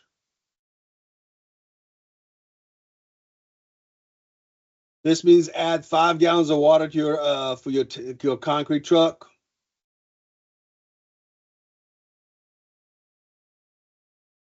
So adding 1 gallon of water per 1 yard of the concrete. 1 gallon of water increases the slump by 1 inch. 1 gallon of water reduces the compressive string by 250 psi. 1 gallon of water wastes 25% pounds of cement. 1 gallon of water increases shrinkage by 10%. 1 gallon of water increases permeability by 50%. 1 gallon of water reduces freeze thaw by 20%. 1 gallon of water reduces salt scaling resistance. 1 gallon of water increases cracking by 10%.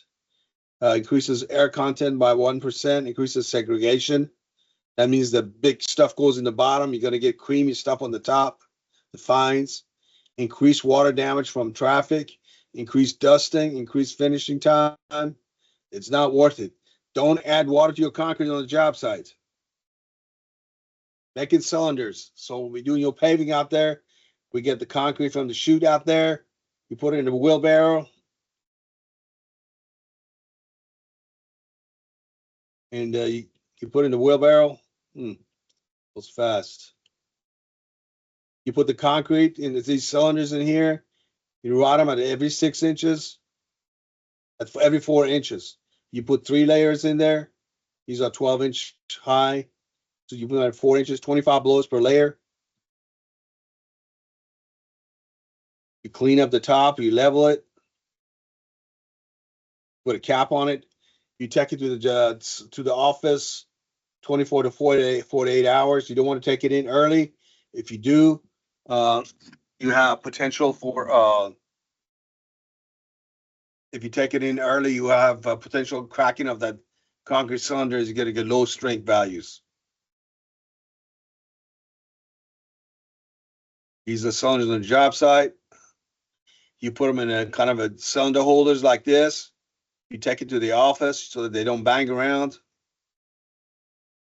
You put them in a curing room. That's a curing room, got 100% humidity, 72 degrees.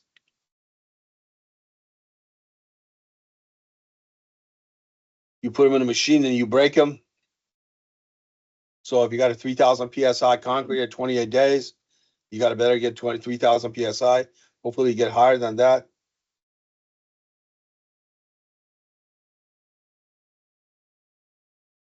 You core the concrete after it's poured to measure the thickness and also compressive strengths. Measure the thickness of the core. So your concrete is supposed to be 10-inch paving. You got to measure the 10-inch paving. You put it in a machine and you break it. In general, concrete cores compression test results is 15% lower than cylinders. So when we make it cylinders in the field, we put it in the curing room. You put it in a controlled environment, 72 degrees, 100% humidity. A concrete that's cured in the field is going to have a lower strength, on the average 15% lower. So, if you get a low cores than the cylinders, the cores are not wrong. Because of the curing conditions, you're going to get lower strengths. ACI 318 looks at the concrete strength to see if it passes or fails. So if you get 3 cores in one area, the average of the strength on 3 cores should not be less than 0.85% of the design strength. And no core should drop below 75% of the design strength. So in this case, if you got a concrete of 3,000 PSI, you get 3 cores. None of the cores should break less than 2250. Average of 3 cores should not be less than 2550. If the numbers drop below these values, your pavement concrete fails. Hot weather concreting. Nowadays it's so hot when when you pour that concrete, the temperature of the concrete should be between 75 and 100 degrees. Okay? If you pour concrete when the temperature is high, basically definition of a hot weather is high ambient temperature, high concrete temperature, low humidity, high wind speed, high levels of solar radiation. Potential problems in freshly mixed concrete due to hot weather, increased setting time. And if it's hot, it's going to get hard fast. Loss of workability, you cannot workable as much. Plastic shrinkage development, increased water demand, increased rate of slump loss. You're going to develop shrinkage cracks, usually about 1 to 3 feet apart, about 1 to 2 inches deep. They're rare. These cracks are rarely impair the strength of the concrete. These are the shrinkage cracks. But you're going to see it if it's got hot temperatures, you pour the concrete with high slump, it's going to develop shrinkage cracks. And you don't cure it properly. You don't put curing compound on it. Cold weather. If the temperature is outside cold, basically definition of the cold weather. Basically happens the average daily pressure. The temperature is less than 40 degrees for more than 3 consecutive days. Air temperature is not greater than 50 degrees for more than half a day in any 24-hour period. Cold weather, when more than 3 days, the average mean temperature is below 40 degrees. Normal concreting practice can be resumed when the ambient temperature is 50 degrees and getting high for at least half a day. What happens when the concrete freezes? You're going to develop low strengths, poor durability, and results of the reduction of 50% reduction in strength. Concrete should be protected from freezing with hot blankets, heaters, to at least get 500 psi. That usually happens within 1 or 2 days. If a concrete get the 500 psi, you get a low freezing situation, it will rebound. New asphalt road construction. Here's the asphalt paving. This is the base, stabilized layer, natural soil. It's a typical asphalt. This is the natural soil. You compact 95% of standard proctor after you stabilize it. Inspectors. If you got an asphalt paving job, inspectors should be knowledgeable about the work, materials, equipment, specification.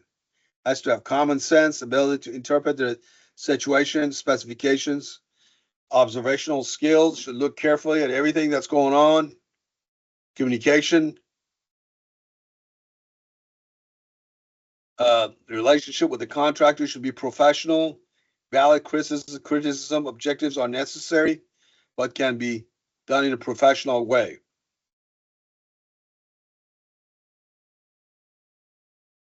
The inspector should basically represent the owner, keep daily construction log, monitor the ambient temperature, track the tonnage of the asphalt, calculate yield, monitor compaction with nuclear gauge, observe materials and workmanship. Make good practices being used. Make sure good practices are being used. You go in there and stabilize that subgrade on your paving. After you stabilize it, make sure it's all nice and compact. You bring your flexible base, Textile 247. You bring it in, you spread it out. Here's a sheep's wood roller. You go on there and compact it. You measure the thickness, you do depth checks to make sure you got at least 6 inches. This is a subdivision street. Make sure you got at least 6 inches of flexible base in there. You compact it. 100% modified proctor. This is after compaction. This is the compaction of the base. You bring in, you put prime coat on it. Prime coat mixes the gravel base, your flexible base, attaches to your surface course of asphalt, just like a glue. Prime coat liquid asphalt is emulsified asphalt, SS1 or SS1H, is applied to the aggregate to prevent raveling and bond the hot mix asphalt to aggregate. Then you start putting your asphalt in. Make sure it's got proper temperature. Compact it. This is the temperature. Gauge in there. It's about 275 degrees. A typical temperature is somewhere between 270 to 325s. If you got temperatures, greater than 350, you may have problems. You're going to lose some of the asphalt mix stuff. If temperature is too hot, lighter fractions of the asphalt will evaporate. This makes the remaining asphalt stiffer and causes early aging of the binder. Aged binder can be more brittle and cause more susceptible to asphalt cracking. Blue smoke, if they put the asphalt in that's very hot, more than 350, reject it, send it back. Not acceptable. Cold temperature, TxDOT specifies minimum mix temperature. Mix must be produced with 25 degrees of the targeted value. So warm mix temperatures should be as low as 215 degrees. Do not put asphalt pavements less than 2 inches in thickness when the surface temperature taken in the shade away from artificial heat is below 50 degrees and falling. Asphalt may be placed when the temperature is above 40 degrees and rising. If you put the asphalt paving when it's cold, what happens is the mix stiffens as it cools. This makes it difficult or impossible to obtain proper roadway compaction. Proper roadway compaction is the most important factor in determining the longevity of the roadway. Every effort should be made to obtain the target roadway density during compaction process. Rolling pattern. Rolling pattern is trying to develop the proper density with the number of passes of the steel drum roller. Okay, so you get this steel drum roller going back and forth. You do rolling pattern. It says, okay, to get 95% compaction, I'm going to need about 4 rollers going there to get a 95% compaction on my density. Use pneumatic rollers after you compact that soil to get the smooth surface out there. You get this thing filled up with water, go back and forth, and you compact that asphalt paving. Pneumatic rollers are rubber tire rollers used with steel drum rollers. Provide the contractor with a better surface course, achieve a better density and compaction, and improve the look of the finished product. You run density tests, you know what the specs call for, 95%, 94%, 97% compaction. And you've got to check that with the density. After you check the density, it passes, you core that asphalt to make sure you got the proper thickness. That's where I see a lot of problems. Your thicknesses don't match. You're supposed to have 3 inches of asphalt, you only get 2 inches of asphalt. So you core it, you measure the thickness that you have. Make sure it passes. Thermal expansion. Due to temperature, asphalt pavements can also go through buckling problems. Full depth reclamation. If you got old cracked asphalt pavements and you want to save money, you need definitely look at the full depth reclamation when you put a new paving in. This method of pavement reconstruction utilizes the existing asphalt base and the subgrade material to produce a newly stabilized base course. You mix them up together, make that a base, and you put a new surface course on top of it. That surface course can be chip seal, asphalt, or concrete. Advantage of the FDR, full depth reclamation. It uses in-place materials. Little or no material hauled off the site. Maintains or improves existing grade. Conserve virgin material. Save cost by using in-place investment. Saves energy by reducing milling and hauling. Very sustainable process. Typical projects where you use reclamation, types of reclamations, mechanical stabilization. You can use bituminous stabilization. Usually we use Portland cement when we do FDR in Houston area. So you got roads like this that they got a lot of cracks in them. These are good candidates for FDR. Application. About 83%, 84% of the roads in the US are asphalt. 10% are composite, about 6% is concrete. This is the FDR. This is the wheel that turns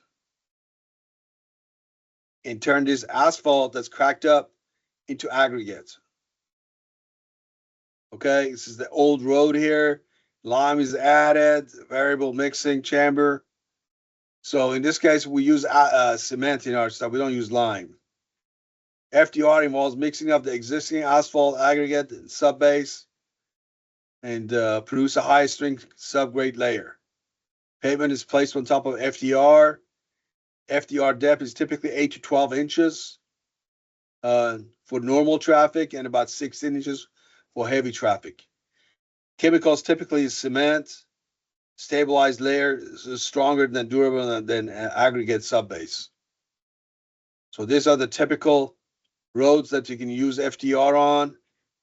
Pavement that's seriously damaged, it cannot be rehabilitated with simple milling and overlay. Pavement distress indicates that the problem is likely to exist in the base and subgrade. Distress will require full depth patching over 20% of the surface area. Pavement structure is damaged, is deemed inadequate for the center for current or future traffic. Examples of pavement-based distress: you see these alligator cracking, excessive patching, deflections in here, potholes rotting. So benefits of the FDR: increases the rigidity and spreads the loads, eliminates rotting below the surface, reduces moisture susceptibility, reduces fatigue, allows thinner pavement sections. Design: the way you design it, the pavement thickness, you can use mechanistic, empirical, or AASHTO. I use AASHTO in my pavement design for FDR. Pavement materials, you got to do sieve analysis, Atterberg limits, moisture density, durability test if you need it, freeze thaw and stuff. Sulfate, if you got the soluble sulfate, you got to check for that, and you check compressive strength of the mix design of the mix of the materials mixed with cement. Basically, typical gradation requirements after you mill essentially you use the material, you break it up. Requirements: 100% should pass number 3-inch sieve, 95% should pass 2-inch sieve, and 55% should pass number 4 sieve. You compact that soils after you add cement to it. Here's the optimal moisture, maximum dry density. Unconfined compression strength. Typically, the mix of the cement and the materials should have strengths between 300 to 600 psi. Depending on municipalities, that may range, 350, 400, whatever. Used by majority of governing agencies and owners.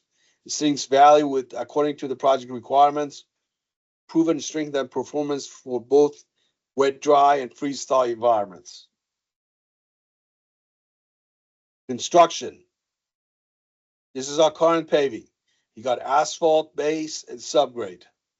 So you go on there and pulverize the asphalt and the base material, maybe some of the subgrade. Then you go on there and remove some of that material because you got to put new paving in. Okay, for reshaping and all that. Stabilize the material with cement. And then you put surface course on top of it. This is the machine that does the pulverizing. These are the blades in here. Chops up the existing paving. Okay, it goes this way. This is the granule material. It's the existing paving. That's what it looks like. Pulverization. Pulverize the roadway to appropriate gradation. Usually 1 or 2 passes required. Newer machines can go up to 24 inches deep. Excess removal and reshaping. Depending on your final grade, you have to reshape the reclaimed material to meet the designed roadway geometrics. Elevation adjustments that may be necessary. Of course, I won't do any reshaping or anything. I mean, I just go out and reshape it, but I wouldn't take any material out if I can get my elevation up so that for flooding and stuff like that, so I don't want to remove anything. Cement or lime spreading. In this case, we use cement, either dry or slurry, to mix the aggregate with. Use an average 7% cement by dry weight. Blending materials and moisture addition. Cement is blended into the pulverized material with additional water and brought to the optimal moisture determined in the lab. Compaction and grading. That the base material is compact 95 to 98% stagnant proctor density. Curing. After you put it in, mix it in, you cure it. You add water to it, or you can put tack coat or prime coat in this case, really. Put a prime coat in here. Since you put asphalt on top of it, you can use the prime coat in this case. Here's a FDR exposed, full depth reclamation. This is the mixed material. You can see it exposed. You can see all the aggregates and stuff like that mixed together with cement. Field testing. You got to do gradation to make sure you got proper gradation after pulverizing. Okay, again, we get 100% should pass number 300 sieve, and 95% should pass number 2-inch sieve, and 55% should pass number 4 sieve. Moisture should be within 2% of the optimum, and density testing should be 95% to 98%. Standard Proctor determined by ASTM D558, which is kind of like a standard Proctor density when you add cement to it. Return to traffic. Complete the base can be open to traffic immediately at low speed local traffic. Subsequent pavement layers can be added once stable. So once you stabilize this thing, you can open it up to traffic, but put the paving on top of it as soon as possible. How much it costs? It depends on the project size, geometry, location, which part of the country it is, depth of the treatment, cement content, materials processed, equipment, labor cost, traffic, volume. A few years ago, it used to cost $9 to $13 per square yard. It's probably higher now. Performance. Basically, the way you do this thing here, you go out there and put in your prime coat, put your asphalt on top of it.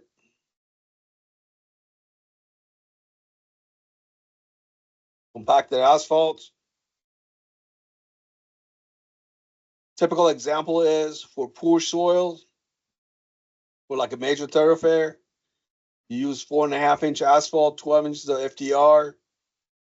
For good soils, this is our soils, CBR3, Houston area. If you're in Austin with rock and stuff like that, you have FDR base 12 inches, 2.5 inches of asphalt. Asphalt and overlay and milling. A lot of municipalities around the Houston, instead of going out there and reconstructing new pavements, they go out there and mill the existing paving with this milling machine there. You scrape it all off, the asphalt, putting a tack coat. This tack coat basically attaches the the old paving to the new asphalt. Basically, it's a bond between the existing pavement and the new pavements, MC30 or MC70. After milling, you put the tack coat in and you put your new paving in. Compact it with steel drum roller. Open it to traffic right away. Run density tests. You do laboratory testing every 400 tons. Maximum theoretical density, beam stability, whatever the agency is requiring. Gradation, asphalt content. Field density of asphalt. Density 3 tests for every 100 foot to verify rolling pattern. Coring at every 1,000 feet or 500 feet, alternate lanes. Temporary asphalt roads. Some of the municipalities or county, like Harris County, they want to have temporary roads on some of their road projects before the actual road that they're working on is finished. We have had some problems with some of the temporary roads. So recommendations are you go out there and expose the natural soils. You stabilize it. If your soils are fat clays, you use lime. If you're sandy, you use lime fly ash. Then you put your base in, crushed concrete or flexible base, and you put 2 inches of asphalt on top of it. So you go out there and stabilize that subgrade, compact it, put your base, put in your prime coat, put in your asphalt paving. Geogrids. Some people, some municipalities use geogrid on their projects. If you have weak soils and if you want to go on the project quite quickly, you can go with geogrids as well. You can excavate the bad materials on your projects. If you've got soft soils on new paving, replace it with basically good soils and compact it with thicker base to bridge over the soft soils. Augment the soils with chemicals, use lime or cement to improve your soils, or you can use mechanical stabilization such as geogrid. People ask about geogrid, so I put some in here for it in here. Here's the geogrid. They spread it out there on the subgrade. It kind of bridges over the soft areas. You put in your flexible base on top of it.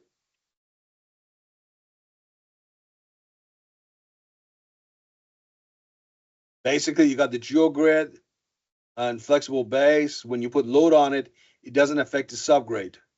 Here, if you don't have a geogrid, it starts deflection in the subgrade and rotting. If you have a geogrid, your stresses stay within the base.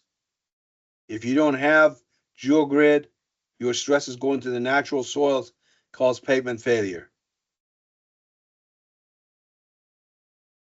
Geogrids reduce rotting, reduce rolling resistance, reduce maintenance, increase load carrying capacity, reduces the aggregate thickness, extend pavement life.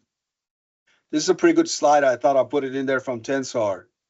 If your design was 4 inches of asphalt, 10 inches of base on compacted subgrade, you can go out there and make it the life much more, that's for design traffic loading of 117,000 ESAL. Now, if you go out there and add a geogrid in there, you can increase that life to 680,000, make the pavement six times longer in terms of basically lasting. If you want to have check to reduce the minimum construction cost, you can go with 3-inch asphalt, 7.5 inches of aggregate instead of 4 and 10, and put a geogrid in there, and you get 120,000 ESAL for the same price. Okay, and if you want to have equivalent cost, actually minimum cost, this is going to be less than this. It's going to be less. For equivalent cost of this, you go with 3.5-inch asphalt, 9 inches of base, and the geogrid. You're still going to get, for the same price as this, 349,000 ESAL, which your life is almost tripled. Petromat, if you had reflective cracking in your asphalt pavements, one way to reduce that by using a Petromat. So if this is your asphalt, you put the Petromat here. Below that, of course, you got your tack coat. Below that, you got the old cracked pavements. Below that, you got the base. Below that, you got the subgrade. You can repair the surface of the cracked roadways and parking areas, prevent water from penetrating into the pavements that's cracked, delay reflective cracking. Reflective cracking is a type of cracking in asphalt pavements due to repeated traffic loading. A crack that starts in the overlay that is similar to the shape of the old pavements. In other words, the cracks that are in the old pavements will show up on your overlay.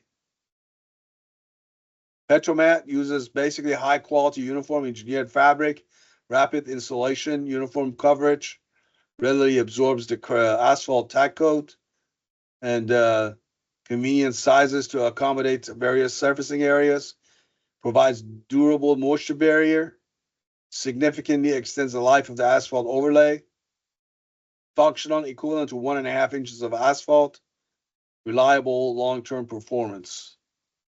You go in there and you get all that cracked asphalt, you put the tack coat on it, and then you put right on top of it, on the warm tack coat, you put the Petromat on it to stick to it. Then you put the asphalt paving directly on top of it. That reduces the cracking and reflective cracking.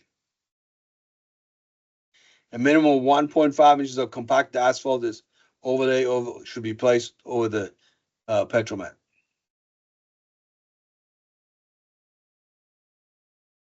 Chemical stabilization, lime stabilization. Back in the old days, the roads, that's what it looks like. They were mud. You had to drive like that. Well, now we got to use lime to stabilize that subgrade and build the pavements. So if you look at the soils, if your soil PI is less than 15, we use lime fly ash or cement. It's between 15 and 35, we use lime fly ash. You can use lime or cement. Above 35, use lime for stabilization. Lime stabilization. Here's the 3 things you need to remember. Apply the right amount of lime. You're going to have to add enough lime to it so that your pH is 12.4. Okay? Control the mixed depth. If your depth is 8 inches, don't go 10 inches. You reduce the amount of lime in the soil, so it's not going to be effective. You're going to lose your lime. Use plenty of water. Top of lime, top A, dry hydrated lime, B lime slurry. That's what we use. Times C quick lime. We use that, of course, if your soils are really wet. Use to dry them up. Use quick lime. Use type B lime. Cure 24 to 72 hours. 100% passing number 1.75 sieve. 85% passing 0.75 inch sieve. 60% number 4 sieve. Compacted optimal plus 3%.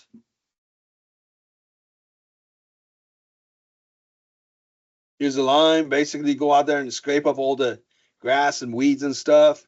Bring your lime slurry and put them in.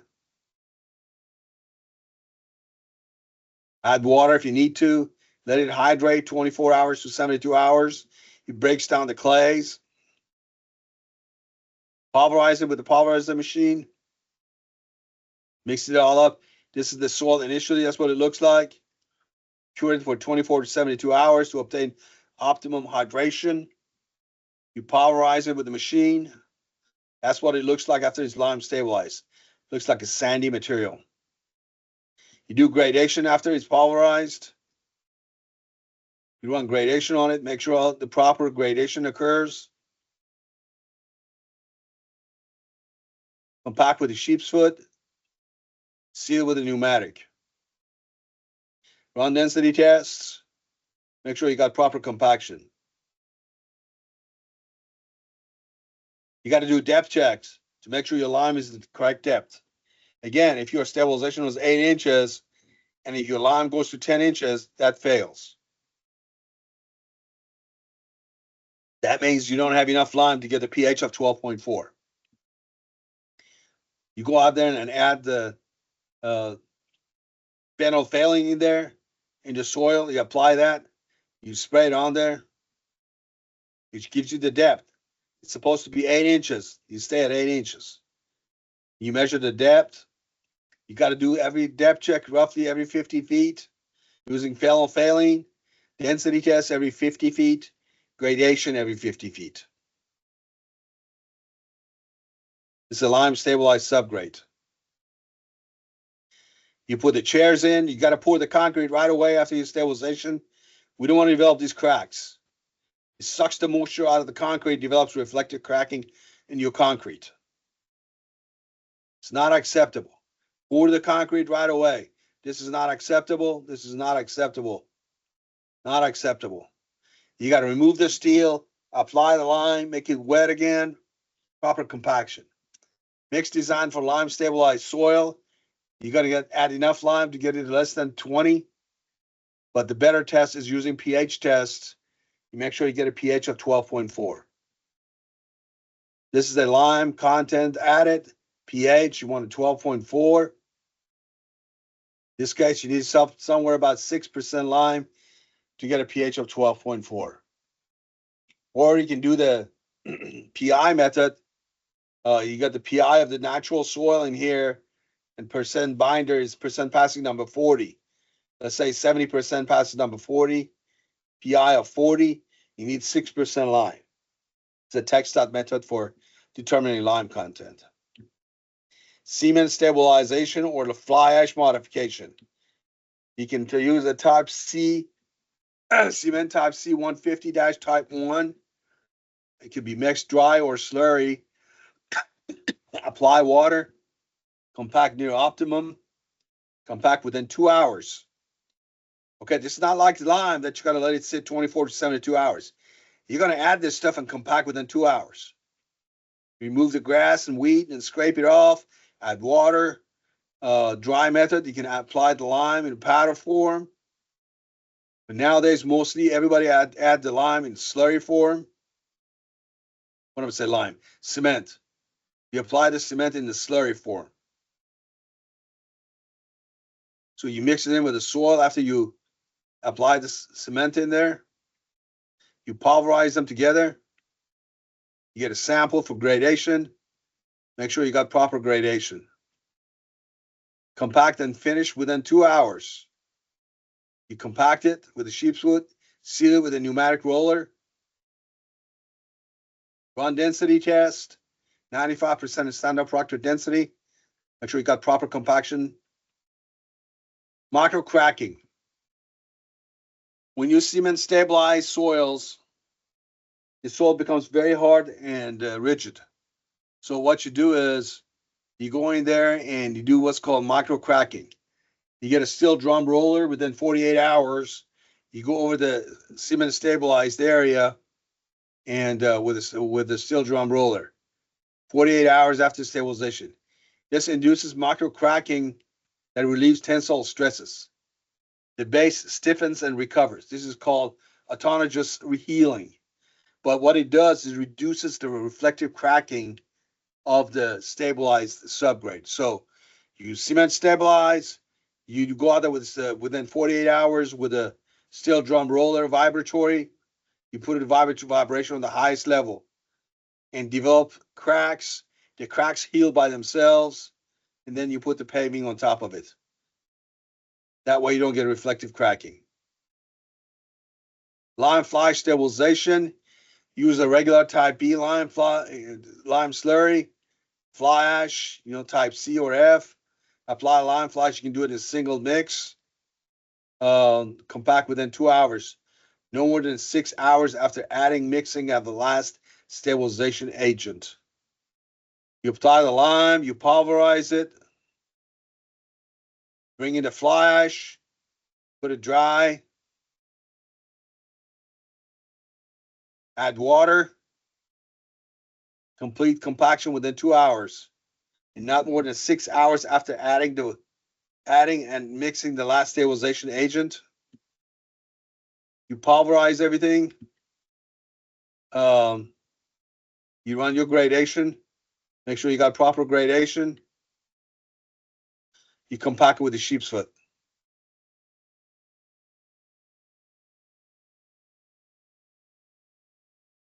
Run density test. Make sure you got proper density. 95% is standard proctor density. Subgrade stabilization of the small areas. If you got small areas, you cannot use the stabilization because you can't bring all the equipment, costs, and all that. So you put cement stabilized sand in there, like some of the specs in Harris County say use cement stabilized sand. You can put a gravel base or black base, or use thicker concrete or natural soil or asphalt. So you can use cement stabilized areas. If it's a small area, you can put cement stabilized sand in there, and then put your pavement directly on top of it. Compact it. Flexible base. You can put gravel and then put paving on top of it. I don't like that very much because it's permeable. Water gets in there. You can use flexible base. Black base, I like it the best. If you got an area you cannot stabilize, bring in black base and you put it in and put concrete paving on top of it or asphalt paving on top of it. The gradation for black base is the type C in here. Here's the textile gradation on it. 100% past number 1 inch, size number 1 inch. That's type D here. And you can see that for black base, 3/8 of an inch, 70 to 85%. For type D, 85 to 100%. So gradation, the aggregate size for black base is bigger than type D. Proper subgrade elevation. A lot of times on projects, we don't know elevations where soil is going to be stabilized when you build a new road. Okay, is the road elevation is going to be a foot below the grade or at the same grade or what? We need to determine that and run our tests and amount of stabilization that's required at that level. So here is a case where we're cutting the road 2-3 feet. This is the area got to be stabilized. So we need to give recommendations for stabilization at this level, not at this level. The soils here may be different than this. So every time we do a cut, we got to give recommendations for this level. This is a big important thing when you do pavements. Stabilization for new paving got to be at the level of the actual pavements. If you're doing a kind of a milling of the road, again, your stabilization should be for this level here. If you're going to mill all this over here, and it got to be for this level here. So in pavement design, geotechnical is a big component. You got to make sure you do it right. A lot of experience. Otherwise, you're going to have a lot of pavement distress and failures. If this is the original contract, this is a change order to go fix it. So you got to have to make sure that all that is taken care of. If you got pictures of the pavements, pavement failure and all that, please send them to me. You know, as I go through and talk to people, I learn more about these things, and I try to bring it to you guys. This presentation is going to be on YouTube, so you can go out there and look at it anytime you want. We're going to have a program evaluation. We do a poll in here. Please take a look at it and fill it up, and respond to me, see what you think of it. You can contact me at David Eastwood, DE@geotechnical.com. My number is 713-699-4000. Upcoming webinars. We're going to have a bunch of webinars coming up. We're going to send you notice of some of these things that you can attend. You're going to get your PDH hours within the next 7 days with a link to the YouTube so that you can go watch it.